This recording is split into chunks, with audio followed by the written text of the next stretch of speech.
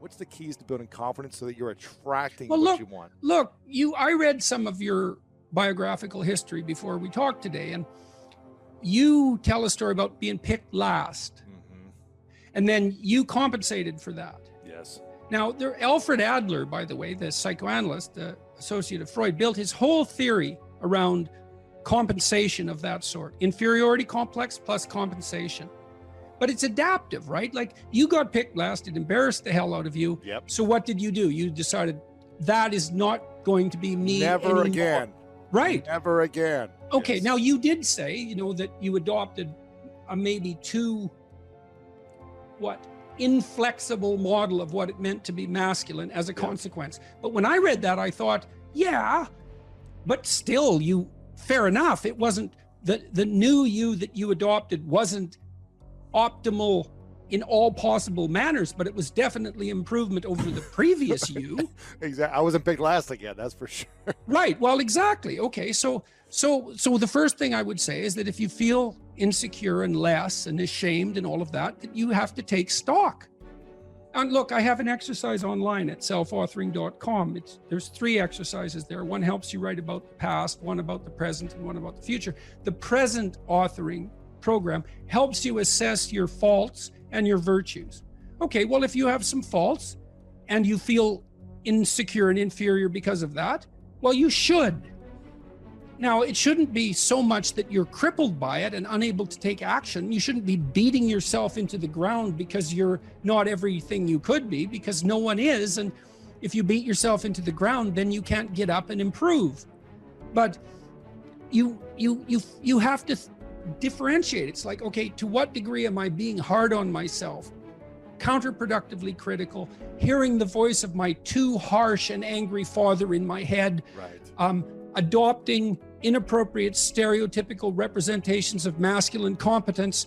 How much of my self-criticism is ill-advised? Fair enough. And you want to deal with yourself with a certain amount of care. But then along with that, there's fix your weaknesses. If you're ashamed of being ignorant, you're showing up at a party because, you claim to knowledge that you don't have and someone exposes you. Well, you can be angry at them, and you probably will, but they've actually done you a favor. They pointed out an inadequacy is a pathway that you can travel down, right? A recognized inadequacy is, it's such a gift in some sense, if it's accurate. I'm in it, because you think, well, what should I do? What should I do with my life? That's a real complicated question. Oh, here's an inadequacy. Excellent, you have a goal now, rectify it. Now, you still have to think strategically and figure out how to rectify it and do it step by step.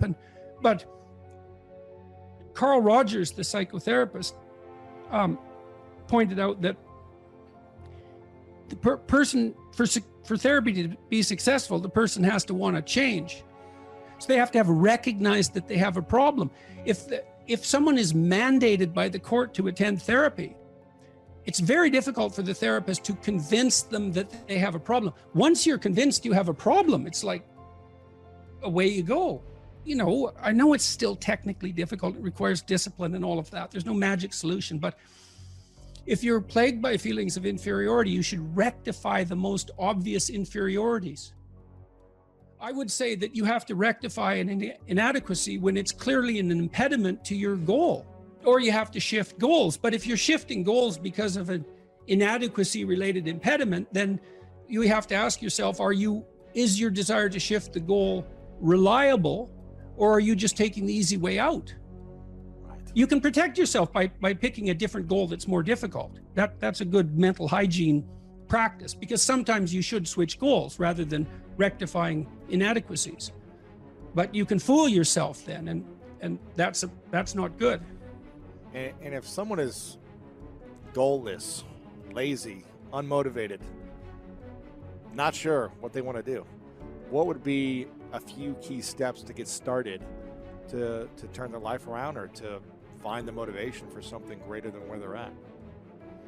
Well, I think a fair bit of that's probably to be found in, you can find it in shame, you can find it in guilt, you can find it in conscience, you can find it in anger, you can find it in interest.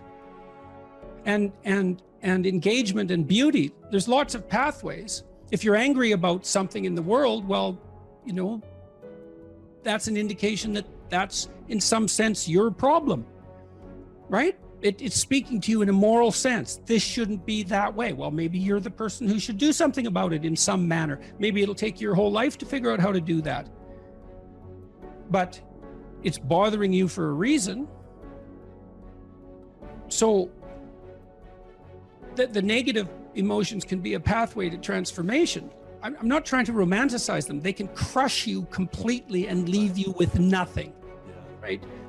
For sure. And they can go badly astray. But shame, that's a good one. What am I ashamed of? Well, can you fix any of that? I'm going to work on these things that I'm ashamed of. And just see, like, does my life improve enough so that I'm not so bitter about it now, or I'm not so hopeless about it now? And my experience has generally been that works. It works. And then some of it's practical knowledge too. It's like you can get a really long way with very small changes, incremental changes, micro habit changes. So aim low. Don't have big goals or big transformations. Well, you can, but the problem with a big goal is that it's daunting enough so that it might paralyze you, and there's a high probability of failure. And so imagine that you're your own child. Okay, now imagine you love this child and you would like him, we'll say him because it's you and I talking, to succeed. Now you have an ideal for this child. You would like him to grow up to be the best he can be, better than you, the best man he can be. That's what you want for your son. If the good part of you is talking, you definitely want him to be better than you are, but you want him to be the best he could be if your vision is unclouded. Okay, but then you offer him a goal. It's like, well, do this. Well, can he do it? Well, if he can do it without a second's thought, there's no challenge in it. There's no developmental impetus.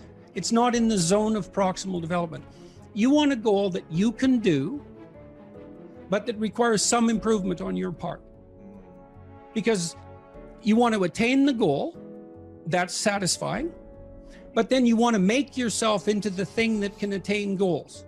And so you want to push yourself. You want to push yourself a bit far. Yes. And there's an ample psychological literature that suggests that that's where maximal motivation is to be found. Interesting. So you're pursuing a goal, but you're also pursuing the goal of transforming yourself at the same time. You're doing both of those at the same time.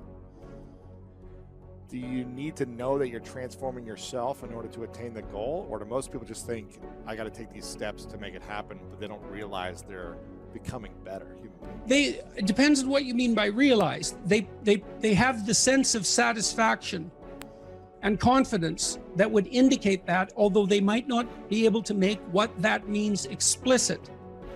But I would say it would be better to make it explicit. It adds one other dimension of possible motivation. I still believe that, you know, genuine accomplishment, but it's ethical. It's always ethical accomplishment. I believe that to be the case. Genuine ethical accomplishment is the best source of security, but it's not unerring. When you mean ethical accomplishment, do you mean doing something good, right? Whether people know about it or not, just good and right for yourself. Is that what I'm hearing you say? Or does someone else need to acknowledge that this was good and right? I think if you've done it for yourself, that's good. But if you do it and other people are in on it and along for the ride, that's also good. And sometimes that's better to bring people along. If it's just a matter of them acknowledging it, well, there's value in that too. I mean, you know, people say, well, you shouldn't care what people think of you. It's like, well, yeah, of course you should. Psychopaths don't care what people think of them. Now, you shouldn't care so much what people think about you that you're willing to lie to maintain whatever it is that you think they value. Like, there are places beyond which that becomes counterproductive, clearly.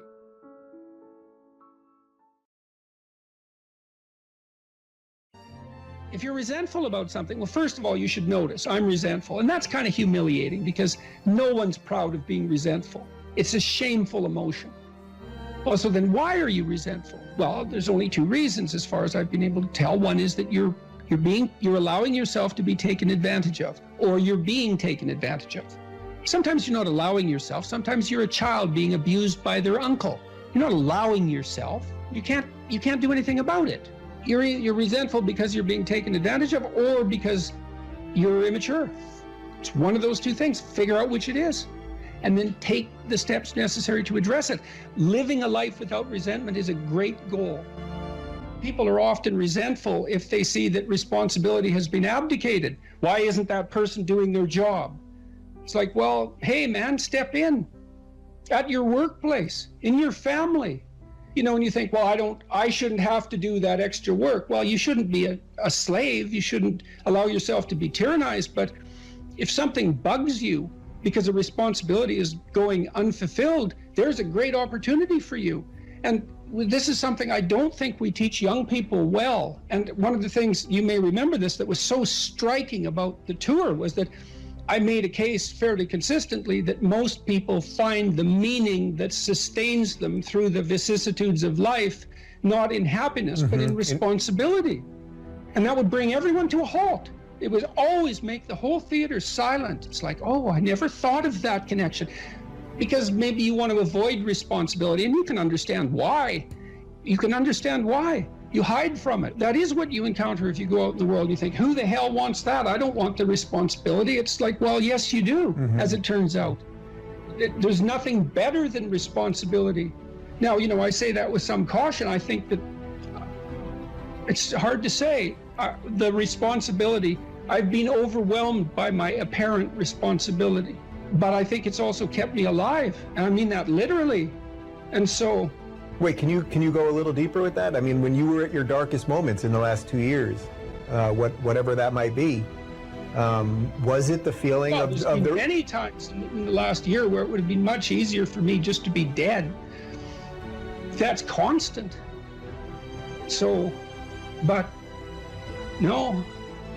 But is it but no because of something in you, or is it but no because of the people that you would have abdicated that responsibility of the people, or is that ultimately the same thing? Yeah. Well, I do think the two aren't easily distinguishable, but it's definitely that. It's definitely that. You know. And it's one of the chapters, the last chapter, is be grateful in spite of your suffering. You know, you need a meaning to sustain you through suffering, and it is the case that you find that in responsibility. Well. And so it's good advice for anyone who's at work. You're resentful about this and that because people aren't pulling their weight. Pull it. See what happens. You become indispensable instantly. You'll know everything. And maybe that job won't be for you, or maybe that relationship won't be for you, but you'll take your hard acquired wisdom and go elsewhere and flourish there. So, you know, this kid stopped me. I think I wrote about this in this book. Kid stopped me in a restaurant one day when I was walking in, and he said, and he had an undergraduate degree, and he was working as a waiter in a chain steak place. And he stopped me and he said, you know, about 6 months ago, I was watching one of your lectures and I decided to stop being resentful about my job. And he was resentful because he had a university degree and he's working as a waiter. You know, and look, I don't have anything against waiters. It's like a waiter can make your evening, you know, hooray. He said, well, I decided I'd start trying at my job, like really trying, as if it was worthwhile. He said he got 3 promotions in 6 months, like he's just rocketing up the power hierarchy. Well, it's not power, it's competence, if it's well run. You know, and places are full of opportunity. There's always people out there who are doing far better than you on pretty much anything you want to imagine. And if all you're doing is seeing yourself in their reflected light, let's say, then it's going to be pretty damn dismal. But it's not a good comparison because, well, first of all, there's danger in just comparing yourself to others, period, because they're not you. And God only knows what struggles they had to undertake to get to where they were, or what burdens they're currently carrying that you're not aware of.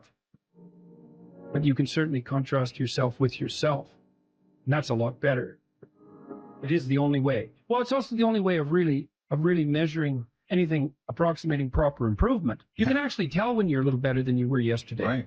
And you can actually do that. That's another thing that's so interesting about it, is that you can actually make yourself a little better in some way, pretty much. Well, I don't know if it's at every moment, but you can certainly do it every day. Let's say you want to become who you could be in the fullest sense. So let's say you're someone who's going to solve some serious problems. Okay, the first thing you have to do is admit to the seriousness of the problems. That's no joke. And so the first thing is just the terror of the problem itself.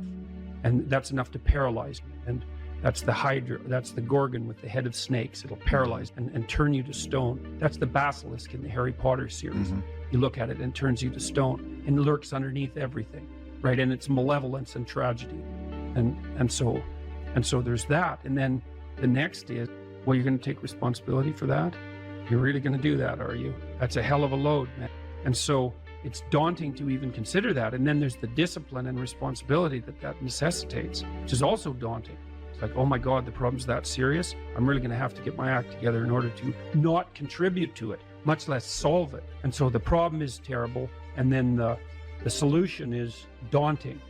But the upside of that is like, well, there isn't anything better to have than a problem that's worth solving, like that's really worth solving. Right. And so the more of that you take on, the more you have a reason to get out of bed in the morning, no matter what. Like, I'm getting up, I'm trudging forward. Doesn't matter what I'm suffering from. I've got things that need to be done. They're necessary. And that gives you that sense of purpose that is the antidote to bitterness. Okay, well, let's say you want your life to be meaningful. It's like, okay, then what you do matters. It actually matters. Or how starting to clean up the room changed their life. That's quite fun because it's something I always tell people to do instead of going out and protesting. Jesus, I just can't stand Cleaning up that. the room? Yeah.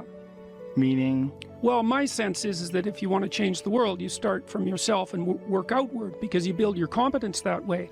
It's like, I don't know how you can go out and protest the structure of the entire economic system if you can't keep your room organized. Well, I made a video call, which was called Message to Millennials, where it was called How to Change the World Properly. A bit of on the pretentious side, I suppose, but I was trying to produce something that was a counterposition to this idea that what you should do is go out and fix up other people. You know, that's just not right. And there's a New Testament line about that, something about, you know, not worrying too much about the log in your neighbor's eye, or about the speck in your neighbor's eye when you have a log in your eye. What would the world be like if people stopped avoiding the things they knew they should do?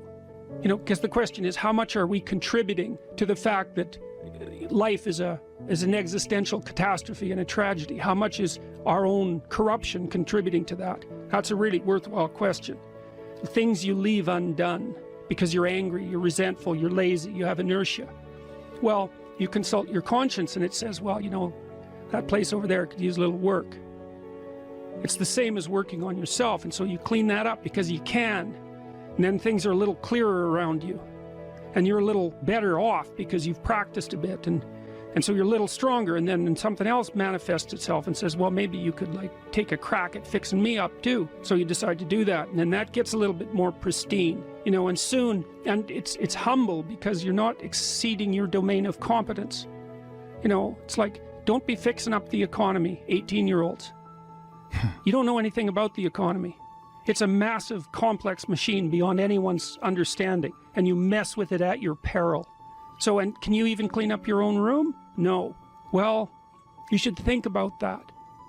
You should think about that.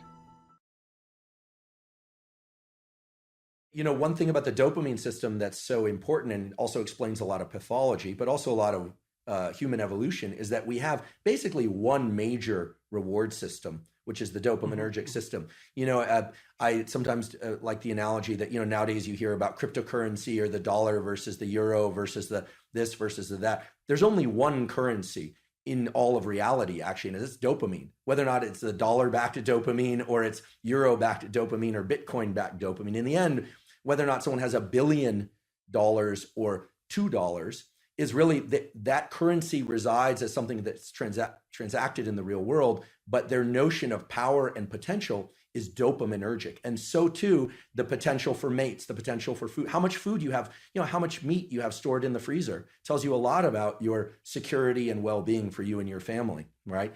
And that is translated into a dopaminergic internal representation of how safe and secure you are, et cetera. So this system of fear versus confrontation taps directly into the dopaminergic system. And there's a beautiful set of studies that were done in the 1960s, published in the journal Science, as one of the top journals to publish in. Again, this is not work that I did, but where they gave people, human beings, the option to stimulate a number of different brain areas, just sitting in the clinic. And some brain areas would evoke feelings of drunkenness, others would evoke feelings of anger, others of sadness, others of sexual arousal. And the area that these subjects all preferred to stimulate the most, in fact, they would just sit there and lever press pretty much all day long, was this midline thalamus area. And the subjective feeling that they reported, I find this interesting and would love your thoughts on this, is one of mild frustration, anticipation of something, although they didn't know what. Anticipation. And it's this idea, I think, that it's tapping into the dopamine system. And the dopamine system... Well, the dopamine system says something good is going to happen. That's right. The key... It says something good is going to happen. Something good is going to happen. And it's an appetitive state in some sense, because it doesn't signify the acquisition of... It's not satiating. Right. It's appetitive. That's right. And so it drives you forward. And you might think that being driven forward would be unpleasant, but if you're activating the systems that drive you forward voluntarily, then that's the most positive form of positive reinforcement you can have. I think I read animal researchers who said that when they watched animals who were bar pressing to receive stimulation in those brain areas, the animals would look forward as if something was about to appear that they wanted to have appear. Incredible. So that was part of that apprehension. It's a hope system in some sense. Right? It's the elicitation of hope. That's right. It's dopamine, and here I'm robbing words from others, like my colleague Anna Lemke, who, it's not about having, it's about wanting. It's not about pleasure as much as it is about craving and motivation and drive. And something critical about And Panksepp called it seeking. Yeah, brilliant. I never met Panksepp. Did you? You met Jaak? I met him online. We were in a neurological chat room, so to speak, for a neuropsychological chat room for about 5 years, and I had a chance to interact with him a fair bit in that. So that was really good. I'm envious. He's done beautiful work, and thank you for calling people's attention to his work. I know you've done that many times, and such key work. The dopamine system is in touch with the autonomic system, sure, because it has to register success versus failure of some pursuit. The prefrontal cortex is actually part of the dopamine reward system. People often overlook this, and then we just think about nucleus accumbens and ventral tegmental area. But the prefrontal cortex, because as you pointed out before, it is generating possible outcomes, different rules, different selves are being projected into the future. You can think that the 2 marshmallow task, the classic, give kids the option to either have a marshmallow now or wait and have 2 marshmallows, and the cute little videos of the kids, in the room with the marshmallows, sniffing it, talking to it. Occasionally a kid will just stuff it in his mouth. Another child will turn away, delightful, right? And all sorts of ideas have come about how they do in life versus if they can wait or not wait. In any case, that's dopaminergic anticipation. The key thing with dopamine, I think, that encapsulates the most of it is this notion of reward prediction error, which is very simple. If you are excited and anticipating something, you are generating some internal sense of the probability of it happening. We're going to the ice cream store, kids. Let's go. We're going to have ice cream. We're going to have ice cream. It's closed. The disappointment that they experience actually brings them far lower than they would feel, much more sad than they would feel than had you not told them you were going to get ice cream, which speaks exactly to what you were saying, that it's an anticipation signal. So dopamine's going up, we're going to get ice cream, and then no. So it drops below baseline. They would have been better off being not told they were going to the ice cream store. Just drive right by it. The danger of hope. The danger of hope. If you anticipate that it's going to be open, and again, this could translate to any scenario, and it's open, there's a dopaminergic signal upon receiving the reward, but it then drops a little bit. This is the basis of addiction, actually. Drops a little bit below baseline transiently. So we always think of the ice cream is the reward. Well, actually, the reward was right before you had that first lick of ice cream, because you know you're going to get it. This is also true of sexual behavior. It's true of people who sell a company, or they're anticipating something exciting, or of a wedding. It also sort of partially explains this notion of postpartum depression, where people are so excited about something, the delivery of a child or something, on the arrival, and then for some reason they feel let down. It's because the anticipation was that great. So many scenarios. There might be an exhaustion component there too. Right. Well, it's also the case, if I remember correctly, that dopamine kick.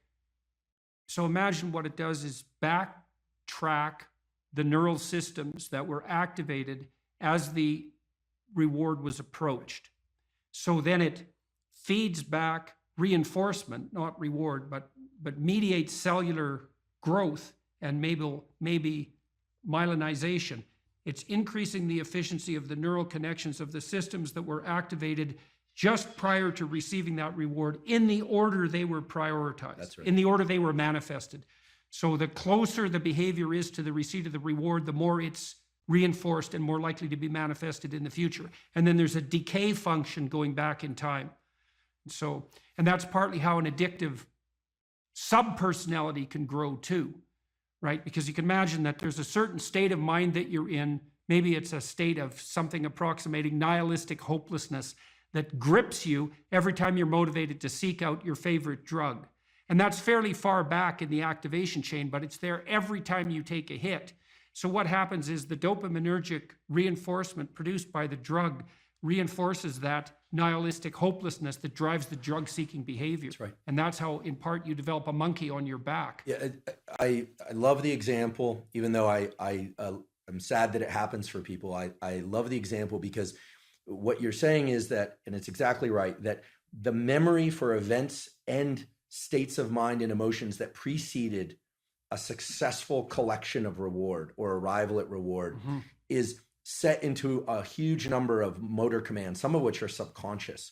And the ultimate dopamine signal, actually I experienced this the other day. I can give an example. My girlfriend and I decided to go to the beach. We were going to go do this little ritual that we've been talking about doing for a while. And I had on a piece of paper what we had written out we were going to do. And I had it in my back pocket. And we got to the ocean and the sun was setting. It was sort of perfect timing for this. And the piece of paper was gone. And I thought, oh my goodness, how did I screw this up? Like, of all the things, I'm supposed to, I'm 47 years old. This is not like I should be able to do this, Get your I act blew it. Yeah, I blew it. So I went back to the car, long walk, looking everywhere. It was not a windy day, but I thought, gosh, where's this piece of paper? Looking around, didn't find it. Went all the way back to the car, wasn't in the car, came all the way back. And I was walking toward her. I saw her and I thought, okay, this is really embarrassing. I'm going to just have to wing it or remember. We didn't have our phones intentionally either, so we couldn't look it up. And then I saw the piece of paper on the beach and it was partially buried in the sand. I picked it up and I was elated. What happened there was my dopamine had dropped way below baseline because I was disappointed that I'd lost it, disappointed in myself, et cetera. And then I found it. Right. So your anticipation was for nothing. Exactly. So you got punished by yourself for that. Exactly. Because that should be eradicated. If you're highly anticipatory and it doesn't make itself manifest, then you were seriously wrong. So you're going to take an emotional hit as a consequence of that. I think that's also associated, that emotional hit, that pain that you feel, I think that's actually associated with the beginning stages of the death of the systems that mediated that initial response. Because you should eradicate systems that make you anticipate that don't work, right? And that means those systems, which are already instantiated and alive in some sense, have to decay and die. And it strikes me as highly probable that you're going to pay a price in something approximating pain for the death of those malfunctioning systems. It's also why wouldn't they fight for their lives to some degree? Why wouldn't they resist the decay and death that might be necessary to keep you going? Why? There should be some pain associated with that logically, because it is a biological transformation. Yeah, it's an interesting lens to view it through. That self image that I had in that moment of, I'm the responsible partner who can take care of a simple thing, right? For this nice little ritual that we'd been talking about doing for a while. I failed, right? So that part. Well, it's also so interesting. You think about that. This is a depressive cascade, and it's very hard to bind, because imagine you anticipate something and then you make a mistake. Now the question then becomes, how significant is the mistake? And one view of your error would be, well, the paper blew out of my pocket and that could happen to anybody. And the more catastrophic interpretation would be, and it's an extension of the thought path that you started to walk down, well, I'm near 50 years old, I should be much more responsible than this, and there's something wrong with me as a person. And then a depressive person would go even further. They'd say, well, not only is there something wrong with me in this decision, this is a decision like every other decision I make right now. I never make a good decision. In the past, I've never made a good decision, and there's no way I'm going to change in the future. And so the depressive takes that punishment response, let's say, that's a consequence of failed anticipation, and can't bind it. It just takes out all of their potential future selves. That's a good way of thinking about it. Yeah. And so then they're in a depressive pit. Yeah, so that's too much learning from failure. Right. I'm really I'm grateful for your insight on this, because indeed, if I'm honest, my thought train went to the point of I didn't think, oh, I'm a total failure because I lost this piece of paper. I thought to myself, well, if it were a priority, I would have ensured I wouldn't have lost it. Right. She'll interpret it as not being a priority. Like, where are my priorities? Am I overspent? Like what's going on? You start to sift into the full set of questions. And then, of course, finding the paper resurrects the sense of self. It was, I think it was in that movie, Pulp Fiction. Yeah, well, that binding problem is really tricky, because so there's some good rules of thumb for that, which is one of the rules of thumb for that's extremely useful, that's socially instantiated, is innocent until proven guilty. Right, so you might say when those thoughts come up, because they're adversarial and accusatory thoughts, you might say, well, that is part of the realm of possibility, but I shouldn't. When your child does something wrong that's minor, you don't say you're a rotten kid, right? You bind it. You say, look, kid, here's a bunch of things you're doing right. But in this particular example, specific situation, here's the minimal thing you did incorrectly and how to alter it. And it's a really good habit of mind. It's like to address towards yourself as well as to other people, which is to say, well, what's the minimum crime that I'm responsible for in this moment? And that's part of this miracle of the presumption of innocence, and especially without proof. A lot of what I did in my clinical practice to people who had a depressive temperament was help them make a case for themselves. It's like, well, maybe you're as bad as you think you might be, but maybe not. Let's take the contrary argument. Let's make you as innocent as you can be in this situation, and only narrow the repair to the absolute minimum that needs to be manifested. What should happen when you go to university is you should learn how to think and formulate arguments. You should learn to think, speak, and write. That's what the humanities are for. They're to make you dangerous, right? Because if you can think and speak and write, you're deadly. In a complex job, you're exactly what's necessary. There's nothing you can possibly do to become more deadly than to improve your facility with language. And the way you do that is by reading, especially great things, and by writing, and by thinking, and by speaking, for that matter. But how could that not be viewed as absolutely central to what education is about? You want to be inarticulate and stumble over everything that you try to think and communicate? Yeah. How are you going to get anywhere? You don't even know who you are under those circumstances. This massive feeling that's expressing itself, maybe in violence because you can't find the words. And you stumble around and bump into things, and you're clunky and dull, and you're not witty. You don't sparkle. Learn to write. I'm dead serious.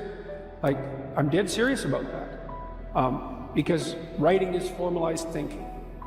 And so the way you write is, first of all, you need a problem. Because why write if you don't have a problem? So this is good advice if you're just writing an essay, by the way, for your classes. It's like, pick a bloody problem that you want to write about, because otherwise it's false right from the start. It's up to you to engage with the material until you find something that grips you, that you desire to investigate. Okay, so you need a problem. Well, the next thing you need to do is, you need to have something to say about the problem. Well, so reading is really good for that. Read as much as you can. Get your hands on that addresses the problem. Okay, so now you know a bunch of things, or at least provisionally know them. You at least have access to them. Well, now you start sorting through it. It's like, okay, well, maybe I need to summarize what I've learned, and then I need to iron out the contradictions between what I've learned, and I need to elegantly formulate that, and I need to get my word choice right, and my phrase choice right, and my sentence choice right, and I need to organize the sentences into proper paragraphs, and the paragraphs into proper sequence so that I have a coherent argument. And at the same time, what you're doing is you're integrating your own personality at the highest and most abstract level of organization, and you're sharpening your tools, and you're putting yourself straight because you're learning to think. You learn to do that by writing. Many, many years, you hone your words. They're the most powerful thing about you, bar none. If you are an effective writer and speaker and communicator, you have all the authority and competence that there is. And so you're at university. Maybe you're taking a humanities degree. Well, what's the humanities degree for? It's to teach you how to think. You learn to think by writing. Now, there's more to read, to speak, and all of that, but the best thing you can do is read and write every day, a couple of hours every day. Write about things you find important, and see if you can discover what you believe to be true. And that'll build you a foundation, and it's unbelievably practical. Like, if you look at people who are phenomenally successful across life, there's various reasons, but one of them is that they're unbelievably good at articulating what they're aiming at, and strategizing and negotiating and enticing people with a vision forward. It's like, get your words together, man. That makes you unstoppable. And that's the core of the humanities, that idea. Just get your words together. Make yourself an articulate creature, and then you're deadly in the best possible way. So, and take that seriously. The best thing you can do is teach people to write, because there's no difference between that and thinking. And one of the things that just blows me away about universities is that no one ever tells students why they should write something.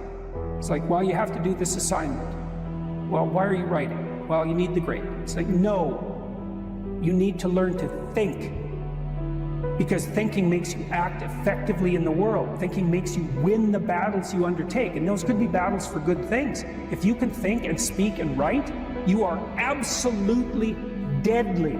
Nothing can get in your way. So that's why you learn to write. It's like, I can't believe that people aren't just told that. It's like, it's the most powerful weapon you could possibly provide someone with.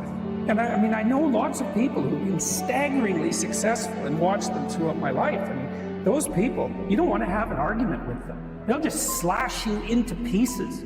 And not in a malevolent way. It's like, if you're going to make your point and they're going to make their point, you better have your points organized, because otherwise you are going to look like and be an absolute idiot. You are not going to get anywhere. So let's say you take the example of a SEAL who's got it all, but this literacy. What happens to him compared to someone who has all those skills? If he can't write well, and he's in charge of 6 guys, and one of those guys works hard or does something that deserves to be recognized, this is the responsibility of that leader to write that person an award. Okay, so he can't reward his good workers, his good soldiers. He can give him a pat on the back, but a pat on the back isn't going to get him promoted. An award is actually worth some points towards your promotion. And the people that are on that board that are giving that reward, they're never going to meet that leader, and they're definitely not going to meet that guy. There's no bias. It's based on this piece of paper that you hand in. You hand in this piece of paper, they read the piece of paper, and they say award approved or award not approved. Mm-hmm. Or you want to do a mission and you send that up the chain of command, and it's the same thing. It gets to a certain point where they're just looking at it and reading and trying to decipher this pile of junk that you put together. And by the way, if I'm in charge and Jordan sends me a concept of operations that doesn't make any sense, why would I possibly let you go out and execute an operation that I can't even understand what it is you're trying to do? Because what I observed in my own career, and it's so interesting, the parallelism is so interesting but not surprising, is that nothing can stop you if you can write. And it's for the reasons you just laid out. It's like, when you write, you make a case for something, whatever it happens to be. And if you make the best case, well, then you win. And you get whatever it is that you're aiming at. And so you're adventurous, you want to make a mark, is you bloody well better learn how to write. Because if you learn how to write, well, then you can think and you can communicate your thoughts. So not only are you deadly strategically, you become extremely convincing. And then you can go and do anything you want and no one will stop you. And that's never told to people. And I don't really understand why. You know, you hear the pen is mightier than the sword, which is just a cliche unless it's fleshed out.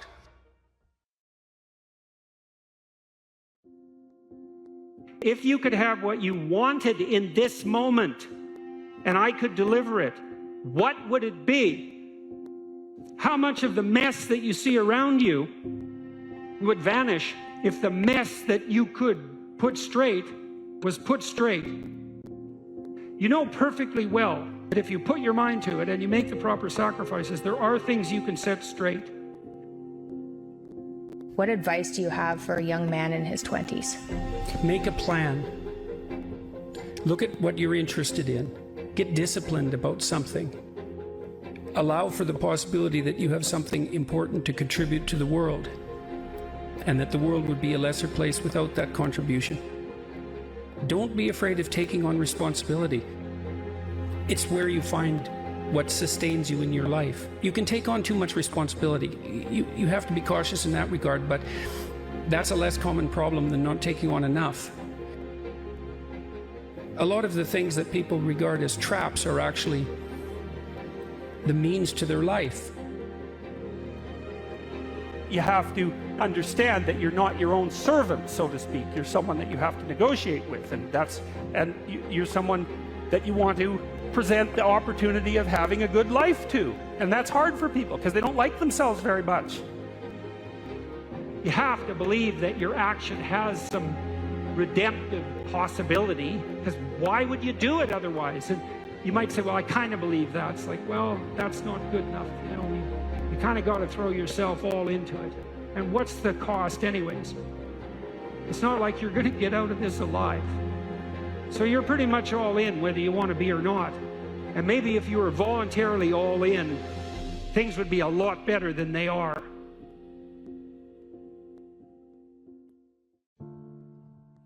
If the world isn't everything that you want it to be, maybe you're not acting the way you should.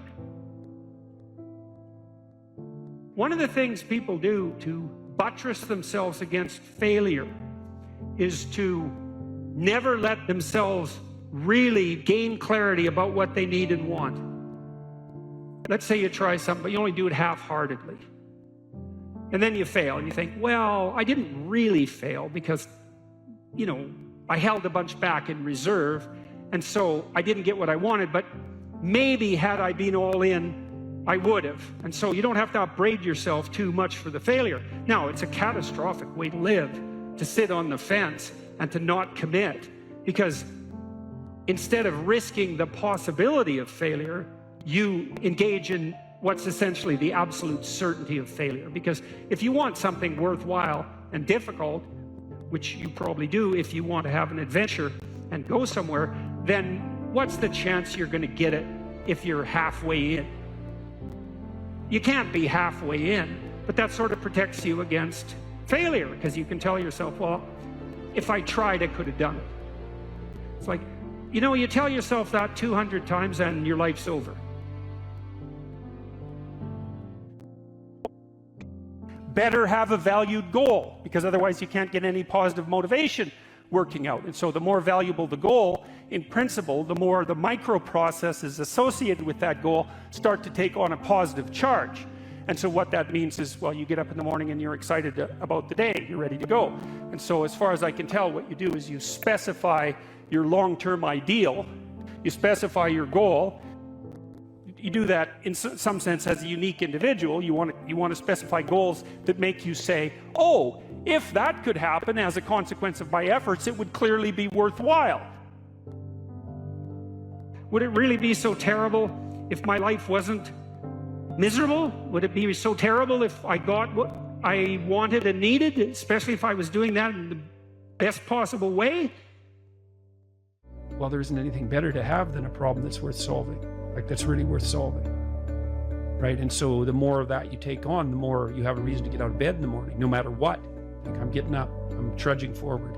Doesn't matter what I'm suffering from, I've got things that need to be done. They're necessary.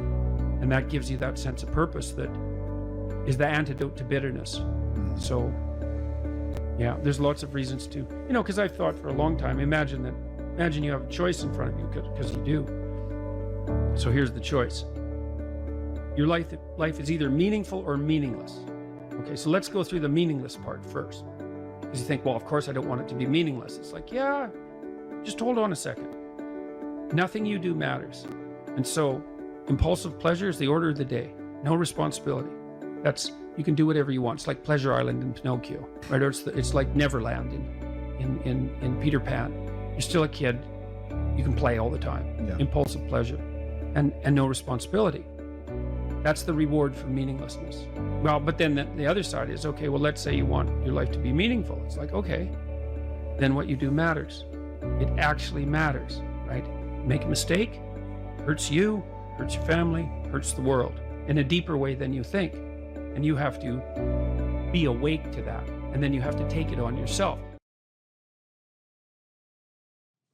Okay, well, so that's another issue in some sense that seems to make the postmodernist critique even more correct. How in the world are you going to extract out a canonical interpretation of something like that?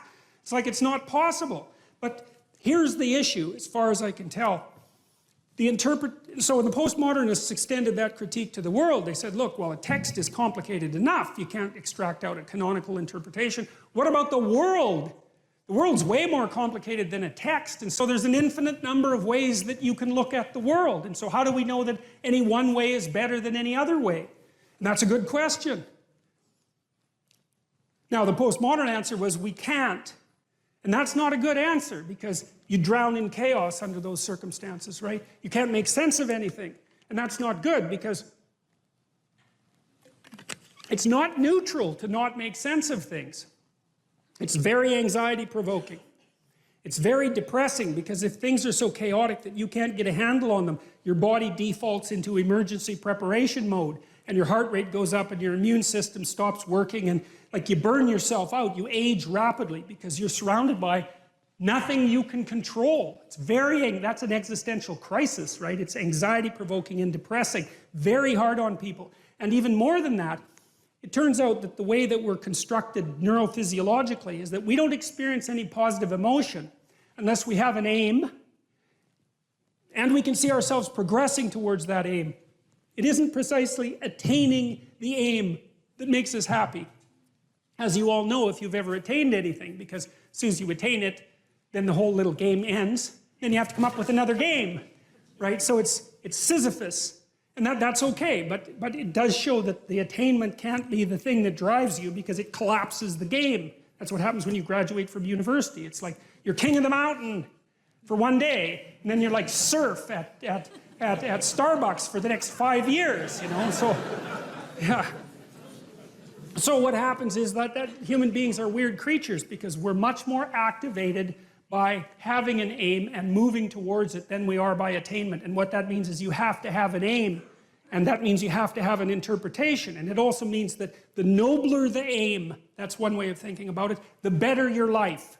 And that's a really interesting thing to know, because you've heard ever since you were tiny that you should act like a good person, and you shouldn't lie, for example. And you might think, well, why the hell should I act like a good person, and why not lie? Even a 3-year-old can ask that question, because smart kids learn to lie earlier, by the way. And they think, well, why not twist the fabric of reality so that it serves your specific short-term needs? That's a great question. Why not do that? Why act morally? If you can get away with something, and it brings you closer to something you want, well, why not do it? These are good questions. It's not self-evident. Well, it seems to me tied in with what I just mentioned. It's like you destabilize yourself and things become chaotic. That's not good. And if you don't have a noble aim, then you have nothing but shallow, trivial pleasures, and they don't sustain you. And that's not good, because life is so difficult, it's so much suffering, it's so complex. It ends and everyone dies and it's painful. It's like without a noble aim, how can you withstand any of that? You can't. You become desperate, and once you become desperate, things go from bad to worse very rapidly when you become desperate. And so there's the idea of the noble aim, and it's not something, it's something that's necessary. It's the bread that people cannot live without, right? That's not physical bread. It's the noble aim. And what is that? Well, it was encapsulated in part in the story of Marduk. It's to pay attention. It's to speak properly. It's to confront chaos. It's to make a better world. It's something like that. And that's enough of a noble aim so that you can stand up without, cringing at the very thought of your own existence, so that you can do something that's worthwhile to justify your wretched position on the planet. So now the literary issue is that, so look, you take a text, you can interpret it a variety of ways, but that's not right. This is where the postmodernists went wrong, because what you're looking for in a text, and in the world for that matter, is sufficient order and direction. So then we have to think, well, what does sufficient order and direction means? Well, you don't want to suffer so much that your life is unbearable, right? That just seems self-evident.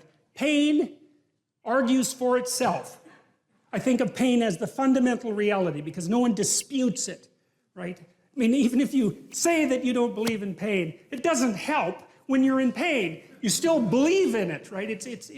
You can't pry it up with logic and rationality. It just stands forth as what the fundament of existence, and that's actually quite useful to know. Say, well, you don't want any more of that than is absolutely necessary. And I think that's self-evident. And then you say, well, wait a minute, it's more complicated than that.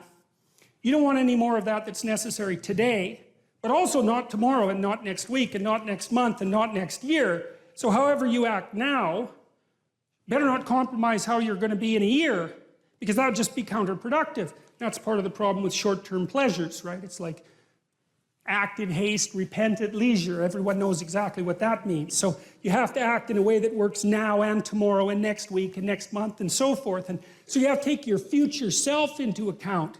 And human beings can do that. And taking your future self into account isn't much different than taking other people into account, right? Because I remember there's this Simpson episode, and Homer downs a quart of mayonnaise and vodka. And he says, Marge says, you shouldn't really do that. And Homer says, that's a problem for future Homer. I'm sure glad I'm not that guy.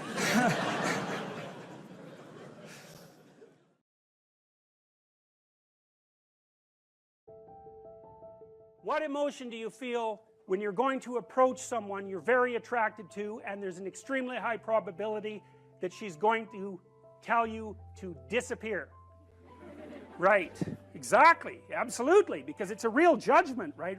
We're going to see a movie called Crumb where you'll see this in great detail. But it's a real judgment. It's like the best judgment is, well, I don't mind your physical presence, but your genes should definitely not survive another generation. Right, and that's sort of generally translated into, I think we should just be friends. Right, and you can blow that off, and people do, and you have to, because it's part of being polite and civilized, but, let's make no mistake about it. There is no more fundamental judgment than that. So, paralysis, and there's no shortage of men, who are absolutely terrified of women. I've had many of them in my practice, I had one guy, he was so terrified of women he couldn't even talk to them on the phone. It's more common than you think. So, but it's generally manifested by men who no one cares about, so it's generally irrelevant. So, well, it's the case. It really is the case. I'm not kidding. They're low status men. They're people that are generally regarded as losers, and there isn't anybody who really gives a damn about what happens to them one way or another, and there's a lot more men in that category than there are women. Women are in all sorts of, social categories that cause them misery and distress, but that one seems to be predominantly male. One of the things I'm going to do when we talk about Freud is I'm going to show you this movie Crumb, which I just told you about, and it's a very rare thing because it shows you the world from the perspective of very intelligent male losers, and that's just not a perspective you ever see, because it's the winners that tell the stories about their life. It's like, who the hell cares about the life of a loser? But this movie is about a loser who became a winner, and you know, almost as an act of revenge. And it's great, great examination of the Oedipal complex. Remarkable. Women select men. That makes them nature, because nature is what selects. And so, you know, you can think, well, it's only symbolic that women are nature. It is, not in some sense, is the gatekeeper to reproductive success. And you can't get more like nature than that. In fact, it's the very definition of nature. So, as I said, there are lots of reasons why these symbolic representations are set up the way they are. Alright, so that's the great mother, nature. The queen, the matrix. The matrix is something from which all things form. Same root word as matter, mother, all the same root word. The matriarch, the container, the cornucopia, the object to be fertilized, the source of all things, the fecund, the pregnant. There are more parts of the associational network. The strange, the emotional, the foreigner, the place of return and rest. The deep, the valley, the cleft, the cave, hell, death, and the grave. The moon, ruler of the night and the mysterious dark, and matter and the earth. So those aren't necessarily associated with femininity, but they're typically associated with femininity from a symbolic perspective. You know, so like generally, like a witch in a movie doesn't come riding out of the full bright sun at noon, right? That just doesn't happen because it doesn't make sense. It's a dark thing. And so if you saw that occurring in the light in a movie, you'd think, you know, what the hell's going on here? That doesn't make sense. And the reason it doesn't make sense is because it violates the complex, the symbolic complex. So those are female denizens of the underworld and hell. Very pleasant creatures. It's like Medusa with the head of snakes, you know. And if you ask, you know, why would a woman have a head of snakes in reference to a man? And that's really simple. I bet there are men here who know the answer to that. I don't know what you guys think about this, but I was pretty happy when I thought this up, and it took me a long time. So, if you think about the world in Darwinian terms, right, it's a struggle for survival and reproduction, which are basically the same thing. Survival is you, but reproduction is the survival of your genes. So it's a survival issue over very long spans of time. Okay, what do we call the selection mechanism? Right, natural selection, right? It's nature who does the selection. Okay, so let me tell you something that makes female humans different than female chimps. I mean, there's lots of things that do, but but here's an important one. If you look at which male in a chimp troop fathers most of the offspring, it's the dominant male. But the reason for that isn't because the female chimps sort of flock around the dominant male. Now that happens in other species, but it doesn't happen with chimps. What happens is the dominant male chases all the subordinate males away and will interfere with any sexual behavior they manifest. He'll chase them away. The females, though, are perfectly happy to mate with a subordinate male if they're in heat and they get the opportunity. So they go into heat, which is something that doesn't happen with female humans, and they really don't care who they mate with. Okay, female humans are much different than that. They're picky. So they're choosy. It's a big deal. It's a big deal that they're choosy. Women also seem to evaluate men for their fitness. Now, so, lots of men have no sexual partners and they have no children. That's not the case with women. Almost all women have one child or more. And it's a rare woman indeed who cannot find a sexual partner. Some of you undoubtedly have already experienced what it's like to be possessed by a particularly stupid idea.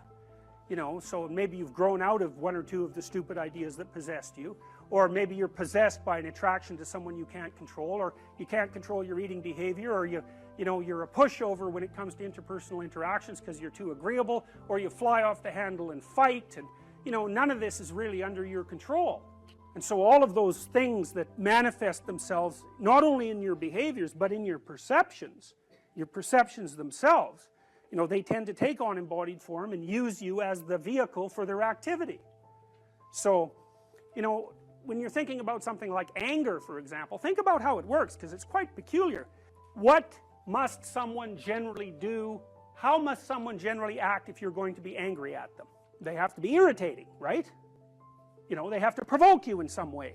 Well, the mere fact that you perceive what they're doing as irritating or provoking doesn't ensure that anyone else would have thought about it, or that that's what they meant, or that that's what's happening.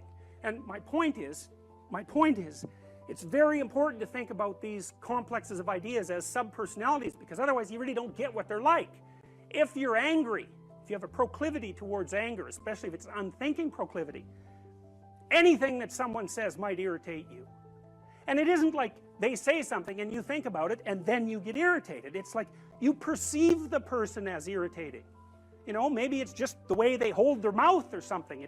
It can be very, very subtle. And you might say, well, it's not me, it's you. It's not that I'm irritated by you. It's that you're irritating. And that, you know, that's a very difficult thing to settle, because the reality is somewhere between the subjective and the objective, right? A lot of arguments that you'll have with people throughout your life are about exactly that. Are you irritating or am I oversensitive? It's like, well, you know, we're going to hash that out for a good long time before we figure it out. But the point is that if you're possessed by an emotional state or a motivational state or an idea or some kind of complex, you'll see the world through its eyes. And then the facts reveal themselves to you through the lens of that particular set of ideas. So it's a very frightening idea, because, you know, we like to think of ourselves as masters of our own house, which is completely clueless, because it's obvious if you watch yourself for like a month that you hardly ever do what you tell yourself to do, when you're liable to do all sorts of other things that you don't even want to do. You know, because you say, well, I'm going to go to the gym 3 times a week and I'm not going to drink, you know, and maybe there's this person I'm not going to associate with, and then, you know, you don't go to the gym and you find that person and you go out and drink with them, and you think, what the hell's going on, you know? But you're not the sort of person that will do what you say. And so, like, what sort of person are you? Well, that's a psychoanalytic question. It's a deep one, because you're a peculiar thing, and there's parts of you that are really, really, really old. And, you know, the sort of naive you, the naive young you that you think of yourself as, is like a little piece of flotsam in an ocean of complexity. And the ocean of complexity is you. And part of diving down into the depths is to start to understand what it means to be human. And like, whatever that means, it's the one thing you can say about it for sure is that it's bloody peculiar. Young people always have a reason to be upset and cynical about the current state of affairs. And it's that way forever. And so it's useful, I think, to consider such considerations or such conceptualizations as the patriarchy in that light, because it's an archetypal truth that the social structure is corrupt and incomplete. And what that means is that it's something that you have to contend with every moment in some sense of your life. It's a permanent fact of existence. And to be upset that the structures, the social structures, or even the biological structures within which we live are incomplete and imperfect, and to take that personally, that's the worst part of it. To take that personally is a misreading of the existential condition of humankind, because it's always the case that what you have been given and what you live in is degenerate and corrupt and in need of repair. And it's easier just to accept that, because there's also a positive element, and the positive element is, well, you've been granted something rather than nothing, and maybe you haven't been granted pure hell, because especially in a culture like ours where many things actually function quite well, so there's room for gratitude there. Even if it's a broken machine, it's not one that's completely devastated, and it's not absolutely hell-bent at every second on your misery and destruction. And it easily could be, because many societies are like that. And so the fact that we happen to live in one that isn't corrupt beyond imagining is something to be eternally grateful for. Well, so we live inside a damaged structure, and we also bear responsibility for that damage, because we don't do everything we can to constantly repair it. And you might say, well, that's actually one of the fundamental, you know, people say, well, what's the meaning of life? What they really mean is, what's the positive meaning of life? Because as we've already discussed, the negative meanings of life are more or less self-evident. Well, the positive meaning of life is to be found in noting the state of lack of repair of of the walled city that you inhabit, and then sallying forth to do something about that, to repair the breaches and to fix up the walls and to make the structure that you inhabit as secure and as productive as it possibly can be. And there's no shortage of opportunities to do that. You can do that in your own mind, you can do that in your own room, you can do that in your own household, in your local community. And maybe if you get good at doing it at all those levels, then you can start to look beyond that. And so there's challenges. That's the thing that's kind of interesting about this insufficient structure, is that it has a set of challenges built into it because of its insufficiency, and perhaps even because of its corrupt nature, that calls forth the potential response from you of heroic adventure. And the heroic adventure is to man the barricades and repair the city. And you can always do that. It doesn't matter what your personal circumstances are. There's always something that isn't right near you, isn't correct, isn't laid out properly, that you could just fix if you wanted to. And one of the things that we're going to talk about tonight is the idea that if you adopt an attitude that's like that, that the role that you should play is to make things better wherever you are, however you can, that what would actually happen would be that things would get better wherever you are in all sorts of ways, and that we've really, as a species, you might say, or maybe even as singular individuals, we've explored that rarely. It isn't something that's put forth as a proposition that often, and it's quite surprising to me. And you know, I had an interesting experience the other day. I went to the keg. I go there because I have food allergies, and they're very careful with people who have food allergies. And the waiter took me to the table, and he said that he had been watching my lectures, and that's a very common experience. And he was happy about that, and he said that he'd had 2 promotions at the keg in the last 4 months because he'd been watching my lectures. And like, I really found that an affecting experience, because you know, you might say, well, he's working as a waiter at the keg and there's nothing particularly heroic about that. And I disagree with that, actually, because I don't care where you're located, you can do a hell of a job, and I mean that literally. At whatever job you have, you can take whatever job you have and you can make it a real nice little piece of absolute misery. Or you can act like a civilized human being and notice that no matter where you are, there's a richness and a complexity that's completely inexhaustible right at hand. And then you can take that seriously, and you can say, well, I happen to be a waiter at the keg, and perhaps that's not what I expected, and he's a young guy, and perhaps that isn't where I want to end up, but it's not nothing. It's a rich environment, and I can make it a lot better if I want to. I can get along properly with my coworkers and not gossip behind their back, and I can treat my customers properly, and if an opportunity comes my way, I can take it, and I can see what happens. And so he said that's what he'd started doing, and that things were working out much better for him. He was in a much better job than he was 3 months ago, and 3 months, that's nothing, right? I mean, that's a nice trajectory. It's an uphill trajectory, and that's what you want, really. An uphill trajectory is actually even better than being somewhere good, as far as I'm concerned, because one of the things that really makes your life meaningful is the clear realization that you're headed somewhere better than you are now. And then it's even better if you also understand that there's a direct causal relationship between the things that you're doing and the steepness of that incline. And so I get a lot of letters from people like that, and they're most frequently young men, although not always. And they say, well, you know, I've been listening to these lectures and I decided that I'm going to try to take responsibility for my life, and so I've started to stop doing all the stupid things that I know that are stupid, that I know I shouldn't be doing, and I've started doing some of the things that aren't stupid that I know I should be doing, which seems pretty obvious, really, if you think about it.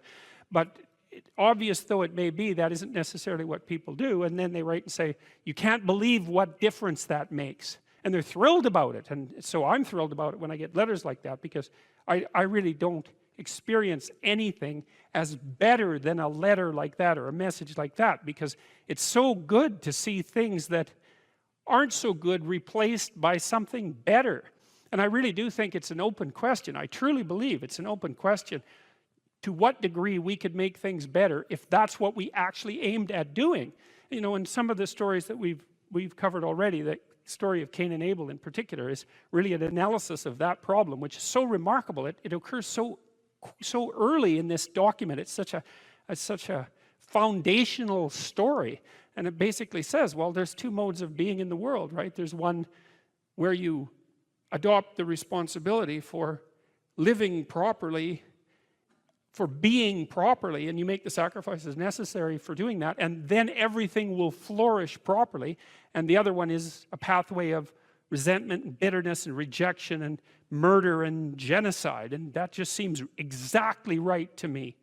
And so if the positive path beckons, if you can actually see what it is, if you can lower yourself enough to see what it is.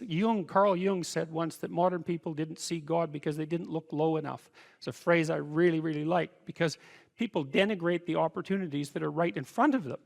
And there's no reason to do that, because what's right in front of you is the majesty of being. That's what's right in front of you. It's inexhaustibly complex and full of potential, and there's no reason to assume that wherever you happen to be isn't as good a starting place as anywhere else. Now, you know, I know some people have terrible, terrible lives. They're in situations that are absolutely unbearable. But I also do know that even situations like that can be made a hell of a lot worse by the worst kind of attitude, that's for sure.